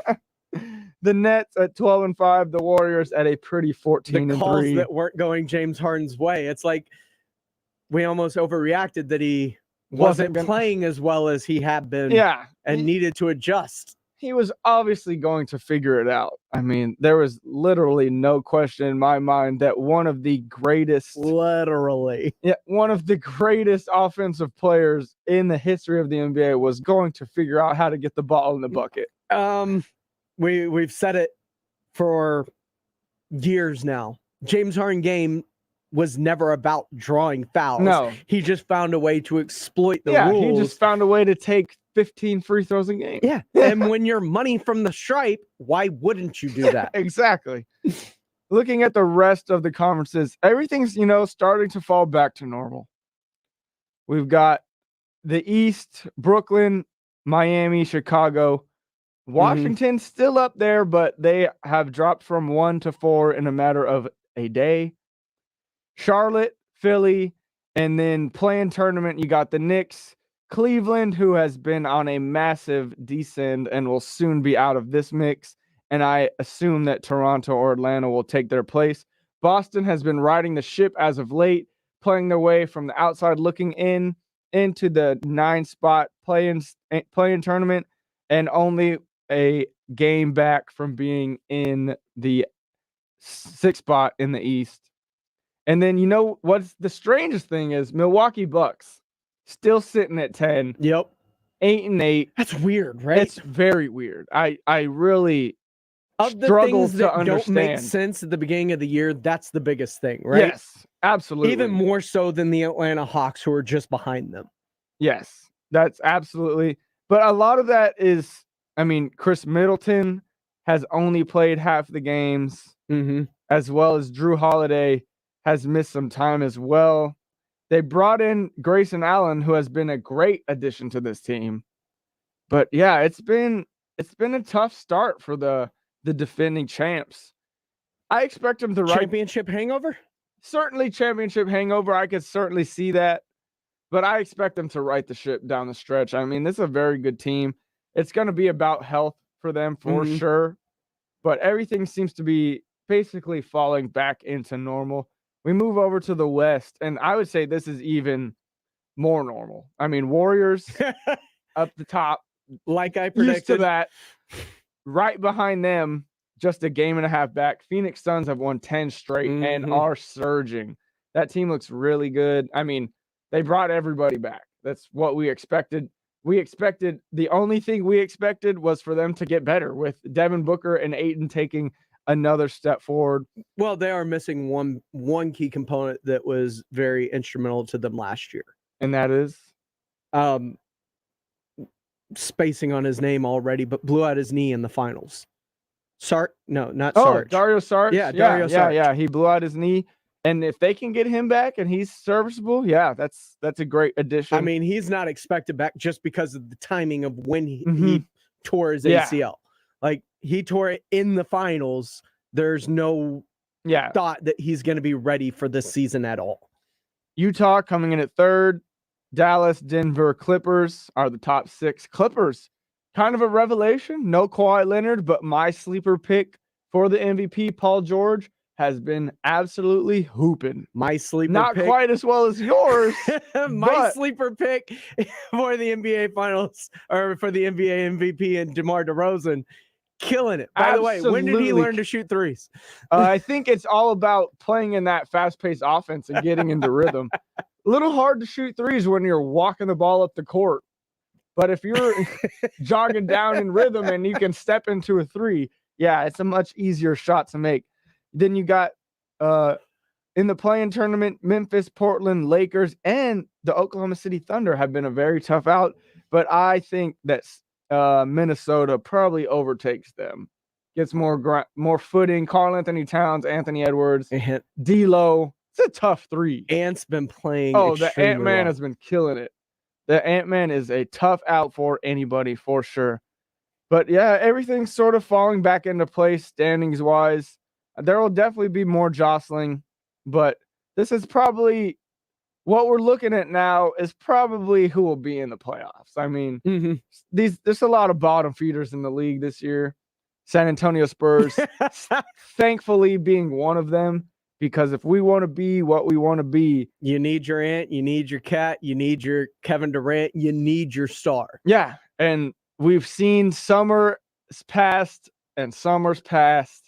where the Spurs continually strike out on bringing That's not how you're going to get him. Yeah, we're not going to get him in free agent. We're saying this. You can keep talking about all the money that the Spurs have. That money's used to re-sign the players that are currently on your roster. And maybe bring in some servable guys like a Doug McBuckets. Yeah, guys around that who can fill the holes and be very good, but will never bring in, by the way, the top tiers. Lauri Markkanen and the Cleveland Cavaliers in the East, sitting in that 8th spot right now. Descending rapidly, though. It's brutal. Yes. The injuries to Colin Sexton, who is now done for the year. Mobley's been out, and he's going to be out the next couple weeks as well. So hopefully that allows Mark to, gain some tread. Go get it. Get some more burn. So, yeah, that's good for him. MVP standings looking the same. It's Steph, KD's to run away with. I mean, Steph's. Yeah. It's Steph's. And then you can start talking about everybody else. Yes. For sure. There's not a question that Steph Curry is the front runner far and away for the MVP. Yeah. He's leaps and bounds. But then you can start talking about, like you said, your KDs, your dark horses are a lot closer than dark horses right now when you talk about yours, Paul George, and mine. DeMar DeRozan, Jimmy Butler's got his name thrusted in there. The Joker's been put up into that top 5 as of recently with how the Nuggets have been playing. But currently, right now, the way I would think, man, DeMar DeRozan's at least 3rd on that list. Yeah, he's got to be 3rd. He's got to be 3rd. I slayed it as Steph, KD, DeMar. It gets a little. It starts to they start to mash up, and it's Jimmy, Joker, Paul George, right in that whatever you want. But that's what we're looking at right now. But away from the MVP, we've got a very intriguing most improved player race this season with a lot of guys making leaps and bounds in their games. DeJounte Murray is absolutely in that race, along with John Morant, who is probably running away with it right now. But can he really be that improved, though? That's what I'm saying. But you look at his stats, he's gone from 19 points last year to 27 points this year. I mean, he's an all-star. Yeah. His same assists from 7. He's an all-star. Like, he's still an all-star. How much better is he? Unless he's like MVP, how improved No, that's what I'm is saying. I don't think a player, that's what I was going to get to. I don't think a player of that quality can be most improved, because we already think of him as easily a top player in the league. And to be fair, I'm not sure DeJounte Murray is the most improved player on the Spurs.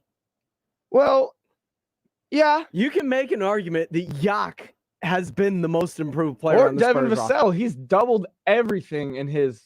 But that's come with the playing the time. minutes, yes, for sure.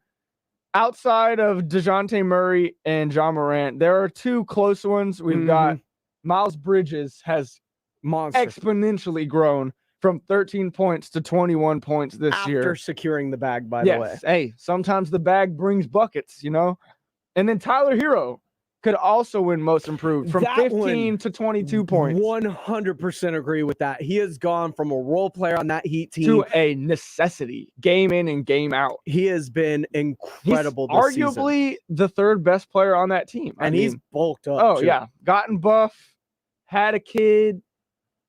Daddy Hero's been balling, man. Daddy Hero has been balling. But yeah, DeJounte Murray could absolutely, if he continues to be the consistent triple-double threat that he is, it'd be hard to keep him off this list in the tops. But also, we got to start talking about, I know it's hard to be an all-star when you're not winning games. We saw the same thing happen with DeMar last year. But, I mean, DeJounte, night in, night out, triple-double threat, man. I think he's going to overtake David for triple-doubles this year. Oh, okay. David only has, I want to say, 8 or 9, and DeJounte's sitting at like 3. So I certainly see DeJounte getting maybe double-digit triple-doubles to go throughout the rest of the season and becoming the Spurs' all-time triple-double leader. I could see that. Yeah, I mean, everything falls on DeJounte for the Spurs. I mean, assists, he leads us. Points, he leads us. Yak leads us in rebounds, but DeJounte is a very close second.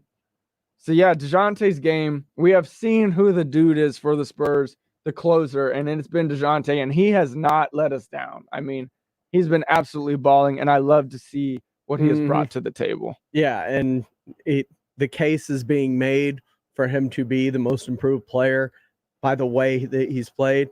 I see it hard unless he finds a way to crack into being an all-star. Yes. Yeah, for sure. It'll be hard. But more importantly, he's finally looking like the guard we drafted, the guy we wanted him to be. Mm-hmm. There were 2 seasons, 3 seasons post-injury where we were like, oh man, did we not necessarily strike out, but has this, injury caused him to degress so much that we won't see him at his full potential. Mm-hmm. But I think we're starting to see now that he has fully overcome that. And with the touches, he has become the guy that we want him to be, which is a very great sign for the Spurs moving forward. Because you add some players around him that can equal his 20 points per night, suddenly Spurs are very formidable. I don't want to call them formidable now because I know they're not. They're not. But we're tough. It's a tough team. We don't quit. What Devin Vassell has shown and what he could possibly add. From 6 to 13 points a game without a single start this season.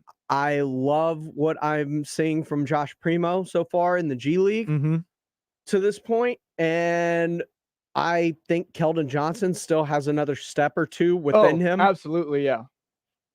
We see it in his shooting. You add one piece to that, and you've got a roster that is ready-made to compete.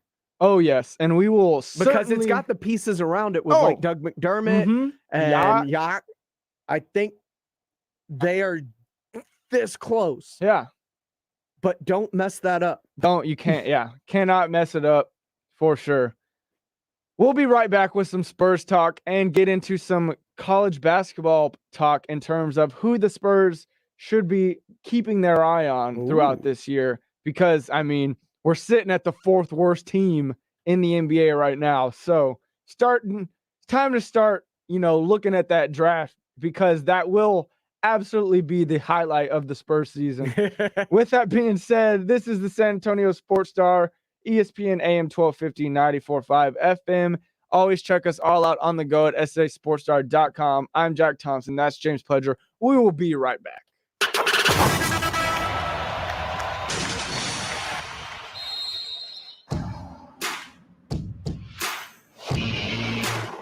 From city streets to back roads, from road warrior to carpooler, there are some things you can always count on, like the reliability, durability, and power of Die Hard, America's most trusted auto battery. No matter where your journey takes you, count on Die Hard to get you started on the road ahead. Available at your local Advance Auto Parts and participating CarQuest stores. How's your cell phone coverage? How's your cell phone bill? A lot of big carriers overcharge you for unlimited data. They brag about coverage, but that's only if you live in the city. This is Greg Akagi. I've been an agriculture director for over 20 years, and I know what people outside the city need. Pure Talk. Pure Talk gives you great 5G coverage for about half of what Verizon, AT&T, and T-Mobile charge you. The average family saves over $800 a year. You can keep your number and keep your phone, or save on the latest iPhones and Androids. Unlimited talk, text, and 6 gigs of data is just $30 a month. Or if you want unlimited data, you can still save a fortune. With their U.S.-based customer service, I believe in the way Pure Talk treats their customers. Plus, they have a 30-day risk-free guarantee, so you literally have nothing to lose. From your cell phone, dial pound 250 and say half off, and you'll save 50% off your first month. That's pound 250 and say half off. Alamo Water Softeners is having a Black Friday special until November 27th. Purchase one of their bundles between today and November 27th and receive a free 1-year tune-up on your water softener and a free water heater flush. Jason Minix here. Alamo Water Softeners has water treatment bundles with special pricing to give your home the highest quality water treatment, and they're offering 0% financing for 2 years with approved credit. Discover the Alamo Water Softeners difference at alamowatersofteners.com.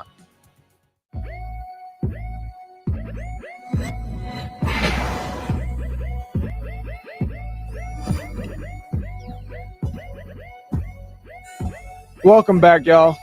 This is Jack Thompson. That's James Pledger. We are the Post Up. Appreciate y'all for tuning in again this week. So as we jump right back into some Spurs talk, like we said last week, the Spurs were going to go 0-3, and they did. Understand. Yeah, understand. We dropped 3 to the Lakers, Clippers, and the Timberwolves. And it doesn't look much easier this upcoming week as we get the Celtics, the Suns, and the Hawks. Suns winners of 10 straight, by the way. Yeah, Suns winners of 10 straight. The Hawks have one of the Spurs killers in the league in Trae Young. And the Celtics look like they finally may be starting to get things right. Yes. Putting Dennis Schroeder into that starting lineup has starting to pay dividends for them. And, of course, JT with, what was it you said, 76 points? 71 points in the last 2 games. Sheesh. That boy balling. Deep bag boy JT. So, hopefully, Spurs go 0-6 over the past 2 weeks, and we continue to hunt for that top pick. And, we're doing a great job of it right now. All right, so they're currently in 4th, right? Yes, 4th worst team. A ton about Paolo Banchero and Chet Holmgren. Yes, a ton. I think people have an idea of who they are. Yes. I think we need to talk about players other than them because they're front and center. Chet Holmgren you can find because he's playing on top-ranked Gonzaga. Paolo Banchero you can find because he's playing on one of the top-ranked Duke teams. Like, you can find those guys and go watch them with your own eyes. Who are some guys that we need to talk about that are near the top of the draft that players or fans may need to educate themselves on in terms of they're not easily available to be seen? Yes. So first on that list is 6'10" power forward Jabari Smith out of Auburn. This guy can do it all, man. He handles it. I saw last week he grabbed a rebound, took it full court, took a pound dribble, and pulled up for a transition 3 and absolutely drained it. This is a very, very special talent and will be a top 5 pick easily. So Jabari Smith Jr., high on my list for the Spurs. What do you feel about Jaden Hardy? Jaden Hardy. I mean, this kid G League. Not many people are going to get to see him. On the G League Ignite. So unless you've got ESPN Plus, 19 years old, you're not really going to get to see him. But yeah, very explosive guard, unlimited range from deep. And what I think is what would make him fit with us is he's a 2 guard. Yes. So he could come in, play that off guard role. Yeah. See ya. Jaden Hardy, very good player out of the G League, 6'4", 200 pounds, unlimited range, and very, very athletic. Very Damian Lillard-esque. Okay. Yes. Very Damian Lillard-esque. And can play with or without the ball in his hand. Exactly. Can play with or without the ball in his hands. Another guy to look at. Tell me, because Memphis is going to be a power when it comes to college basketball. They got one of the better players to commit to them. 2. Amani Bates, yes. But tell me about Jalen Duren. So Jalen Duren is baby Dwight Howard. 6'11", 250, bounce, chiseled out of granite, and crazy bounce. And he had his best game of the season this past week. Let's see if I can find that. He is absolutely a freak of nature. He's also got pretty good shooting touch for a guy his size. Yeah. But yeah, they played Western Kentucky the other night, and he went for 22, 19, and 5 blocks. Compare him coming out to what we thought James Wiseman was going to be. Yeah. Because it's similar, right? Similar. He's huge. He's got the touch to become a good shooter. He's not a shooter yet, but he has the touch. But he is just an absolute physical force. Mm-hmm. I would say even more so than Wiseman. Okay. Super athletic and super strong. Very, very tough to keep out of the paint. All right. Now, here's a name that I don't think a lot of people know of, even though he plays for a blue blood team. And it's not a name I've heard mentioned a whole lot. But I do think it's a name to watch, right? Tell me about Caleb Houston. Caleb Houston. He is playing for a blue blood, but I don't think a lot of people are watching Michigan basketball right now. No. So Caleb Houston coming out of Montverde Academy. They were the #1 high school team. He played with your boy Cade Cunningham. Yup. He played with Moses Moody. And he was a starter on that team amongst those big dogs when he was an underclassman. The thing about Caleb Houston is he is a lights out shooter. He's a 6'8" small forward, and I compare him to Klay Thompson in his shooting prowess. I mean, this guy is an automatic catch and shoot type of player, and any team would benefit from drafting him. And actually on NBADraft.net, what I'm looking at right now, has the Spurs at 7, which is odd. I'm not sure they've updated this, but they have us getting Caleb Houston. So this is a very sound, cerebral type prospect. And he just flat out can shoot the leather off the ball. So he will be a very good pro. Now, I know Paolo Banchero gets all the run at Duke. But there's another potential lottery pick on that team. Yes. When you talk about a guy like AJ Griffin. Yes. AJ Griffin is looking like baby Miami Heat. Help me. Jimmy Butler. Baby Butler? Like baby Jimmy Butler. He is an undersized 3 that makes up for it with his toughness. And undersized is 6'6". 6'6", yes. Like Jimmy Butler, undersized, kind of an undersized 3, 6'6". But this kid is, I want to say, pushing 220, 230. Hyper athletic, developing shooting touch, and can guard 1 through 4, just like Jimmy Butler. So yes, this is another kid who will be a very good pro. Now, his games are hard to find. We've mentioned his name a lot. We've talked about him, whether it was Duke or anyone else. 6'10", 220. Give the people a feel for what they're missing when we talk about Milwaukee, Wisconsin's Patrick Baldwin. This is a guy who is going to fly under the public eye radar because you're just not going to see him. And it's because he plays for a low Milwaukee, D1 school. Wisconsin. Yeah, went to play for his dad at Milwaukee, Wisconsin. They just played Florida and got absolutely hosed. They lost by like 30 or 40 points. But he had like a solid game. 12 points, took majority of the shots. But yeah, Patrick Baldwin Jr., a 6'9", 6'10", small forward, power forward that handles it with great prowess for his age, shoots the ball really well off the dribble, and is looking like a prototypical bucket getter in the NBA with what he can do on offense. He needs to work on his physicality, which I'm not sure how much he will really be able to work on that at the low D1 level he's playing at. So that could be playing teams like Florida allows him to do that. Yes, for sure. But yeah, Patrick Baldwin Jr. is definitely a name to keep on your list, Spurs fans, because this kid just looks like a home run when it comes to the NBA. You bragged about this team earlier during the Hangover. Purdue's got a guy. It's another Jaden Ivey. Yes, it's another Jaden. We were talking about Jaden Hardy and what he's doing with the G League Ignite and how he can shoot the lights out. Yeah, there's another shooting guard. I know it's not a position the Spurs quote unquote need. Yes, but I'm all about you take the best player available. Yeah, you take the lottery ticket. Whoever's the best lottery ticket in front of you, you go. And plus, I'm okay with replacing Derek White in the starting lineup with a shooter. Yeah, and the thing is, Jaden Ivey was one of the best players on that FIBA team, which Chet Holmgren was part of. Jaden Ivey was the engine that got that team going for their gold medal.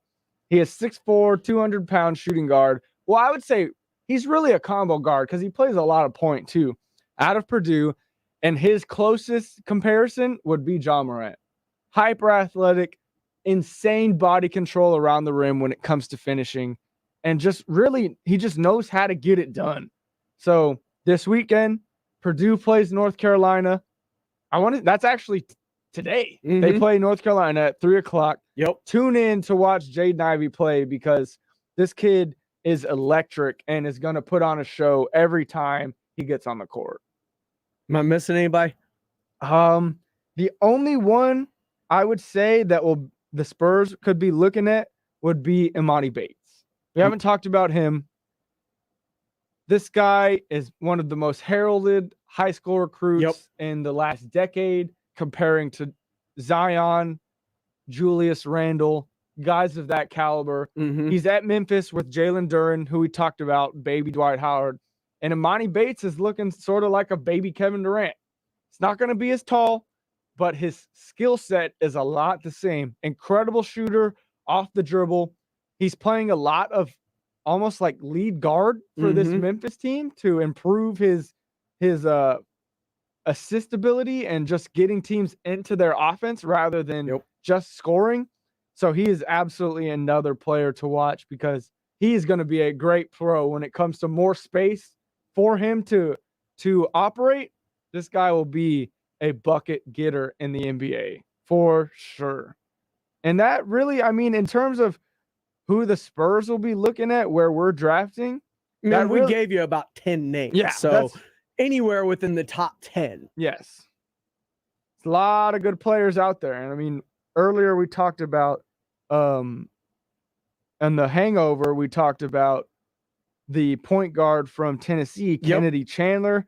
Not a need for us, but this kid is electric, very good for sure. He'll be picked in the top 10 as well. Ty at Kentucky. Ty Washington. And a name a lot of people don't know, Bryce McCowens goes to Nebraska. 6'6" shooting guard, averaging 27 points a game for the Cornhuskers right now. And there's a lottery pick that is not named Johnny Juzang on the UCLA Bruins. You think that Jaime Jaquez is a lottery pick? Oh, Jaime Jaquez? You're talking about Peyton Watson. Yeah, there he is. The thing is, he just doesn't. That UCLA team is so good. But remember, he barely gets any meaningful burn. This is why I say a lottery pick. Yeah. No. NBA teams don't care how much burn you're getting, what your stat line is. It's about your potential and what you are. Josh Primo was the 12th overall pick this year. It was a third, fourth best player on that Alabama team. Certainly, yeah. Like we're talking about guys upside, their potential, and what their measurables are. Like we talk about a couple of different years. Florida State guys, whether it's Scotty Barnes or whether it's Patrick Baldwin, have flown up the draft board despite not getting the same kind of burn as their teammates that kind of helped lead that team, whether it was at the time Devin Vassell or other upperclassmen that carried more weight. Yeah, absolutely. And the kid's only 19 years old. He's got so much room to grow. And that's why I say Peyton Watson will be a lottery pick, because he will. He's super lanky, 6'8", 200 small forward with, I want to say, probably close to a 7-foot wingspan. Going to have great defensive potential, and he's hyper athletic. So, yeah, Peyton Watson, another name to keep in the back of your head. And that's really all we got for you when it comes to guys that the Spurs should be looking at. It should be no one outside of the top 10. So, y'all jot some of those names down. Keep your eyes out for when those teams are playing, because it's time to start looking at those guys, because someone we just mentioned will be a Spur next year. Be a Spur. So it's time to start looking at them. This is San Antonio Sports Star. We are the Post Up. You can always catch us on ESPN AM 1250 and 94.5 FM, and always on the go at sasportstar.com. We will be right back with the Out of Bounds and the Hoops Shoe segment. Y'all keep it easy.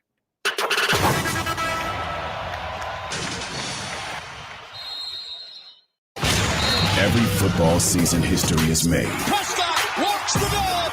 Touchdown, Every football season history is written. San Antonio Sports Star has been alongside history as the exclusive voice of the Dallas Cowboys. Nobody knows the Cowboys as we do. Not even close. Catch every touchdown and every play here. Exclusively on San Antonio Sports Star. ESPN AM 1250 and 94.5 FM. Listen to this station anytime, anywhere on Odyssey. Odyssey is your new audio home for all the music, news, sports, and podcasts that matter to you. Odyssey. That's AUDACY. Guys, stop what you're doing. Give me a few seconds of your time and let me give you a piece of advice that will change your love life forever. Have you noticed you've been losing a little pep in your step? Has your lady friend asked you, is everything okay? Do you find yourself having trouble rising for the occasion? Do you stress out before that special moment and wonder, is it gonna work? Guys, I'm going to let you in on a big secret. You don't ever have to worry again. The Mojo Male Enhancement Formula has you covered. Mojo is the 100% guaranteed male enhancement formula that guarantees lasting success, if you know what I mean. The Mojo Male Enhancement Formula is safe, natural, and effective every single time, guaranteed. Mojo is available in a fast-acting spray and a quick-action capsule. Do yourself and her a favor and call Pure Line Nutrition in San Antonio today. They'll get you set up for success. Call 210-494-2210. That number again is 210-494-2210. Mojo Male Enhancement, only available at Pure Line Nutrition. I'm Dr. Cecilia Burrington. If you're among the 40% of Americans 50 and older not getting tested for colorectal cancer, you're out of excuses. The government will now require insurance companies to cover virtual colonoscopies and other less invasive tests. Talk to your doctor to see which of these tests is right for you. Don't be one of the 50,000 Americans to die from a largely preventable disease. For more information on virtual colonoscopy, visit radiologyinfo.org.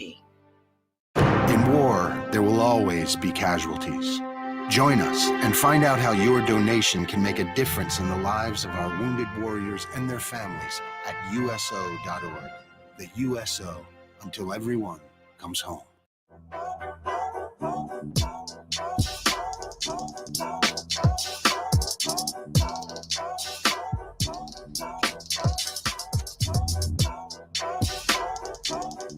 This is a very appropriate because we run it. Know what y'all know about that old logic, but whew, check it out. Check it out. This is the Post Up. I'm Jack Thompson, James Pledger. You know we're always holding it down for all you hoop heads. This is where we break away from the court and the X's and O's and get into a little bit of the hoops culture. Before we go into it, the sneakers, we got to speak on a little bit of NBA beef that is revolving around the sneaker culture right now. Oh, yeah. And that is Enes Kanter calling out the king, King James, about the modern day slavery, as Enes Kanter likes to put it, and the working conditions that come with. He put it on his shoes. Yeah. Put it all over his shoes. Hypocrite, Nike slave labor. I mean, I'm surprised he was able to wear these on the court with the way that a little bit, yeah. That Nike is now the main sponsor of the league. Like, and he did this. Wow, dude, I never even checked out the shoes that he did this to. He put these all over the Pantone lows. Yeah. Oh my God. And those weren't the only shoes he's done stuff to. But yeah, he literally calls out the king on one of his shoes. Wild, man. Enes Kanter calling out Phil Knight, LeBron James, Jumpman, Nike. And by calling out Jumpman, you're also calling out MJ.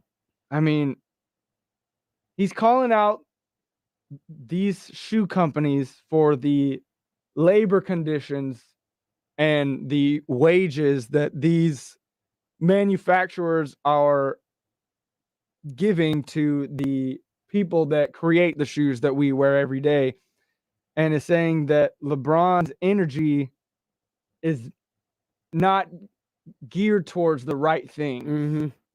And I mean, they played last night. We didn't see any real beef between them, but there was no talk between them either. Yeah, there was no talk for sure. And I know King James is not happy about all that, but man, that's wild It's a stuff. bold move to go after the king. It is. And one of the sponsors of the league. Yes, absolutely. The face of the league, the sponsor of the league. And he says money over morals for the king. Sad and disgusting how these athletes pretend that they care about social justice and they really do shut up and dribble when the big boss says so.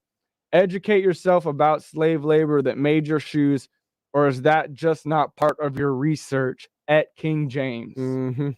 Straight up calling him out. And this has been a thing since, Jordan was playing. Like the cost and pay for shoes and the labor involved, it's been a thing for 25, 30 years when it comes to Nike and Asian shoe costs and labor disagreements. It's been not in the forefront of conversations, but it's been in the periphery for a long time. It's always been there. And LeBron James responded saying he's not going to give his energy to Enes Kanter, using his likeness on his sneakers to bring attention to human rights violations. He added that Kanter, as a man, should approach him directly. And when they made eye contact in the hallway, Kanter walked by him without saying a word. I mean, obviously, there's some stock in what Kanter is saying. I'm sure that there is. I'm not up to date on all of what goes on in the manufacturers, but it seems like a very bolsterous and it seems like a weird way to be going about this. Yes. To be straight up. It's like LeBron doesn't. But he's getting his point across. Us doing this absolutely is exactly what he's going for. It's worked in his favor for sure. But man, just Enes Kanter calling out the king. No Wild. chill. No chill. Yeah, zero chill. Jumping into the sneakers though. We have a little bit of off the court shoe news. The Curry 9 is now available for Under Armour as a running shoe. And honestly, I'm not mad about them. They look mad comfortable. The colorways look nice. They've got a full sort of sock upper to them. And that sole looks like it's got a lot of give and spring back. Looks like a good shoe, man. I could definitely rock that. Yeah. It's something that I wouldn't mind wearing in the gym, on the treadmill. Like, that's got some flash to it, but also it looks like it's got some substance. Yeah, definitely. There's some substance to that for sure. It's, hasn't been the strongest week in sneakers. Sure. We go over to Nick DePaula, the ESPN and boardroom covering for all sneaker industry news in the NBA and WNBA. Love this P. Yeah. The Ron English, I don't even know who that is. But the Ron English alternate PE for the KD14s are wicked. Sick. Yes, they're crazy. And part of it's the colorway on it, just the design. The KD14 is a great shoe in its own right in the first place. Yeah. But what they've done with this shoe, with the pink on that light blue, we say blue it with week the purple in and week out. If you're putting light blue on your shoe, it's gonna look good. It's gonna look good, and you're gonna offset it with some other colors. That tongue, which is a complete contrast to the rest of the shoe, the purple across the strap on over the laces, like it is an amalgamation of colors that just pop, and then the pink on the sole kind of ties the whole thing together. So Ron English is an American contemporary artist who explores brand imagery, street art, and advertising. So this is obviously some prints that Ron English has come up with in previous artworks that he's done. and KD added it to his newest shoe silhouette, the 14s. And man, yeah, these are super fire. I love the strap over the top that it's kind of like a wing or like a lightning bolt. Yeah. It's hard to really tell, but I mean, it's that icy clear purple. Looks really nice. And this is a shoe that will stand out amongst any shoe on the court for sure. Yeah. That's a cool shoe. Props to KD for those. That shoe is so fire. Yeah, I would hoop in those too. And honestly, I'm not a big fan of the KD 14s. I think they're kind of clunky, kind of chunky. But this colorway, love the way this one looks. I love the colorway on it, and I like the design of the shoe itself. And I think mainly because of the way that these colors mix with one another is the reason that I love the way this 14 looks so much. Yeah, that pink and sky blue is a great color combo for sure. Breaking away from hoops shoes again. Well, actually, the New Balance 550 originally was a basketball shoe back in the day, but now it has sort of turned into New Balance's answer to the Air Force One in terms of, you know, comfortable, classic looking casual shoes to wear. And they've been collabing this 550 nonstop with multiple big brands. Aimé Leon Dior had several drops of the 550s and all have been fire.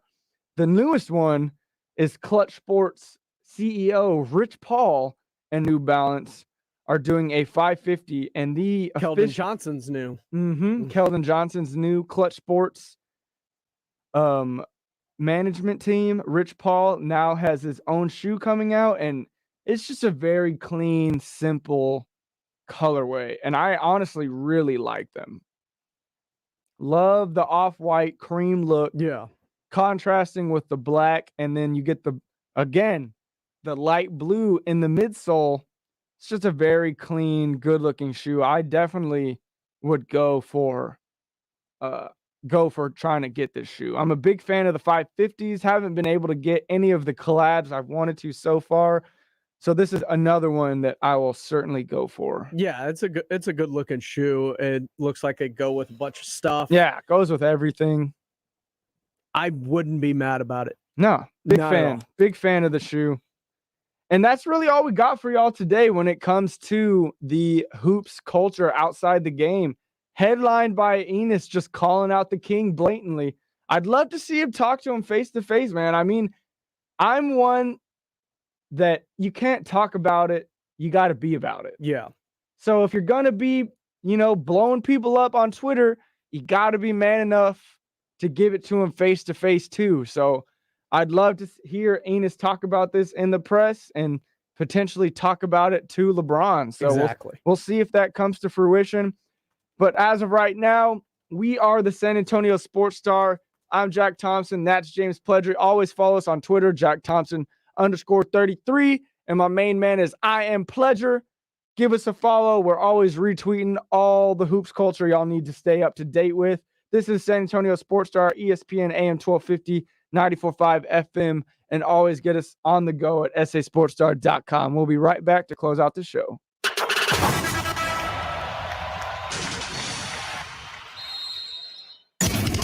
It's time to get your hoops on. The NBA season is off to a fast start. North, south, east, west. Step back for three. Bang, got it. The courts are firing with board busting and rim wrecking in your face balling. Deep three straight away. Oh, he got another one. And we got it all covered. Everything a fan like you wants, and then some. Hammers a right hand dunk. Get the latest on your game on San Antonio Sports Star, ESPN 1250 and 94.5 FM. Alamo Water Softeners is having a Black Friday special until November 27th. Purchase one of their bundles between today and November 27th and receive a free 1-year tune-up on your water softener and a free water heater flush. Jason Minix here. Alamo Water Softeners has water treatment bundles with special pricing to give your home the highest quality water treatment, and they're offering 0% financing for 2 years with approved credit. Discover the Alamo Water Softeners difference at alamowatersofteners.com.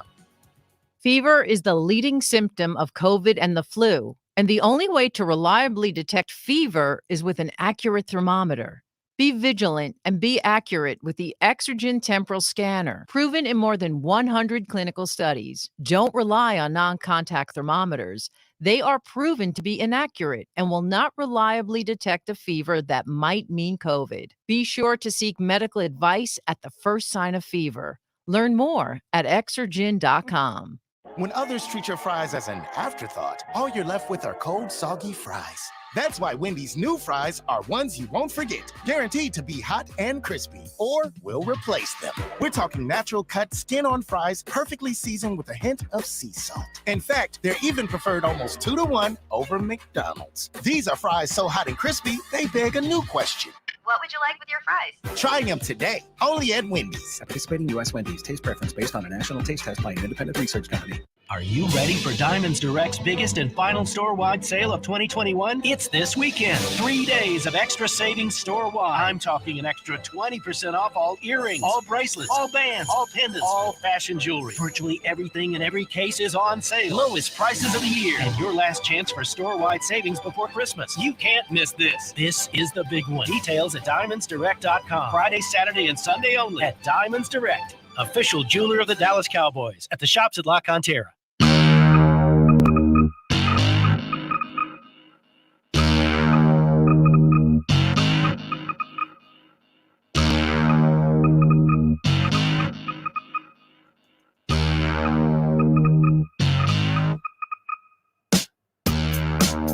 Welcome back, y'all. We are the Post Up. I am Jack Thompson. As you know, that's James Pledger. He's only here 8 days a week, 24 hours a day. So I'm sure you're very well familiar with my mans. As we get into the weekly pick'ems, I will just give props to my main man, Pledge, as this week he bested me. I got one. He got one by a small margin, but he indeed got one under his belt. And, you know, I'm always one to give props where props are due. So props to my main man's over 7-2 there. to 6-3. Yeah, I got it. He got me by a game. Just barely. Got me by a game, but he still got me. So can't knock him. This upcoming week, we've got some pretty good games in our schedule. Starting off on Monday, we get the Hornets and the Wizards. You know, the Wizards are surprisingly a top team in the East, ahead of the Hornets. In fact, 2 games ahead of the Hornets. But the Hornets did just take out this past week the Warriors and the Wizards already, who were both sitting atop of their respective conferences. With that being said, give me the surging Hornets behind LaMelo Ball and potential MIP winner Miles Bridges. Sure. And I also like the Hornets. I like the way that team is constructed. Yes. I like what they're doing. And as big of a surprise as those Wizards have been, there's going to be a think decline. there's going to be a regression to the mean at some point. I think they're going to make the playoffs, though. Sure. They're not falling all the way out. No, but there will be a regression. Yes. I mean, they were first in the East last time we were talking. They were first in the East last week. That is wild. On Tuesday, we get a small slate of games, but it is a good one. The 2 that we are picking, the Lakers and the Knicks, and the Mavericks and the Clippers. 2 very good games. 2 toss-up games for sure. And this is where things can separate themselves for us. But me personally, I just think the Knicks are playing better than the Lakers. I know LeBron came back, but I don't know how they make this work with the 3 of them trying to play the way that they're playing. Like, the Celtics figured it out. They had to insert Dennis Schroeder into the starting lineup to get things to go the way they want. They have to find a way to separate these 3 and turn this into a different roster. And I don't know how they do it. They're still going to win games just based on talent at some point. But I think the Knicks are a better team right now than the Lakers. I agree with that, but I'm going with the Lakers solely on a Carmelo revenge game in the Garden. Give me Carmelo with 50. Oh, I'm joking. I'm so joking. Side bet. And then we get the Mavericks and the Clippers. I mean, two teams that are neck and neck in the Western Conference. Give me Luka. Yeah, I mean, it's hard to go up against pass on my boy Luka, so I'm going to go with Luka too. On Wednesday, we get another full slate with a bunch of really good games. First, we got the Nets and the Celtics. And then later that night, headlined on ESPN, might be the best game of the week, the 76ers and the Warriors.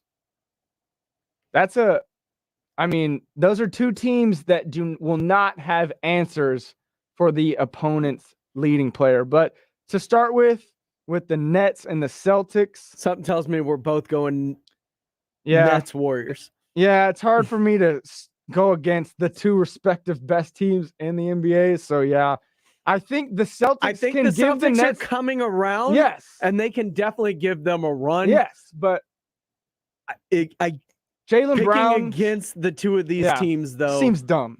Seems pretty dumb. But both of these teams could push the other team. Sure. To the 76ers with Embiid have a reason to think that they could expose the Warriors maybe inside a little where they haven't been as exposed. But I don't know how they keep up with what Steph Curry's it's going to be Matisse on Steph, which is a great matchup. Sure, but I don't. Still Steph. Embiid has to go for 50. Yeah. Oh, yeah. He's got to match Steph scoring for sure. And this reminds me, I left someone off the MIP list, and I'm ashamed of it. Tyrese Maxey should absolutely be on that most improved player list. I said the loss of Simmons will show you exactly what Tyrese Maxey is. And he has been absolutely balling as of late. But with that said, give me the Warriors. I agree. Yes. There is no Thursday night slate because, it's Turkey Day. Yeah, we'll be on the get couch their fill. Watching football. But moving over to Friday. Who's stuck in the tryptophan nap? Oh, I will be in multiple for days to come after Thanksgiving. But on Friday, we get another good slate. I'm going with the Hawks and the Grizzlies and the Bucks and the Nuggets. Two, again, very good games. Hawks and Grizzlies, some of the more fun teams to watch in the league. Give me the Grizzlies. Give me the Grizzlies. I like Ja. Ja's been hooping out of his mind. The Hawks are starting to round into form, but DeAndre Hunter is out with surgery for the next month or two. Yeah. So I'm taking the Grizzlies. They're just playing better right now. They're just playing better. And I worry about the Hawks. I do too. They haven't they need to put turn it together. around. Yeah, they have not put it together whatsoever. And part of it, I think, is the amount of talent. They don't know how to spread that talent out. Like they're still trying to figure out who they like. How do you get Jalen Johnson involved? How do you get There's so many John weapons. Collins involved? How do you get DeAndre Hunter involved? How do you get Cam Reddish involved? You got Kevin Bogdan, Herter, Nilo. Trey. So many people. It feels like a lot of mouths to feed, and they haven't figured out how to feed them all yet. Honestly, it's like they have too many serviceable guys. They need glue guys. Yeah, they need guys that just know their role. That don't need the ball to affect the game, and they don't have a lot of those guys. Haven't thought about that. But yeah, and our last game of the week, the Bucks and the Nuggets. Two teams that have former MVPs that really just have not rounded into form yet. Man, that's a tough one. I lean Nuggets, man. The Bucks just have not put it together whatsoever so far, and the Nuggets are starting to do so. I get it. I can't believe that the Bucks are going to continue to struggle, and at some point, they're going to ride it. They're going to ride it, and I just think that there is a chance that this one could be the game. B, Maximilian Middleton, man. If he's there, he's got to go off. Well, he's only played in 8 games, half of their games so far this season. So if they can get him back for this game, it'll be tough for them because someone's going to have to guard Giannis. That'll probably be Aaron Gordon, and he's their best defender. So that leaves Drew and Chris Middleton to pick the slack up. So, yeah, Bucks could definitely win, but I lean Nuggets. With all that being said, we will be back next week. This is the post-up on the San Antonio Sports Star. ESPN AM 1250, 94.5 FM. And always catch us out on the go. We'll be back next week with another great episode. Thanks for checking us out. Peace out, y'all. Stay safe.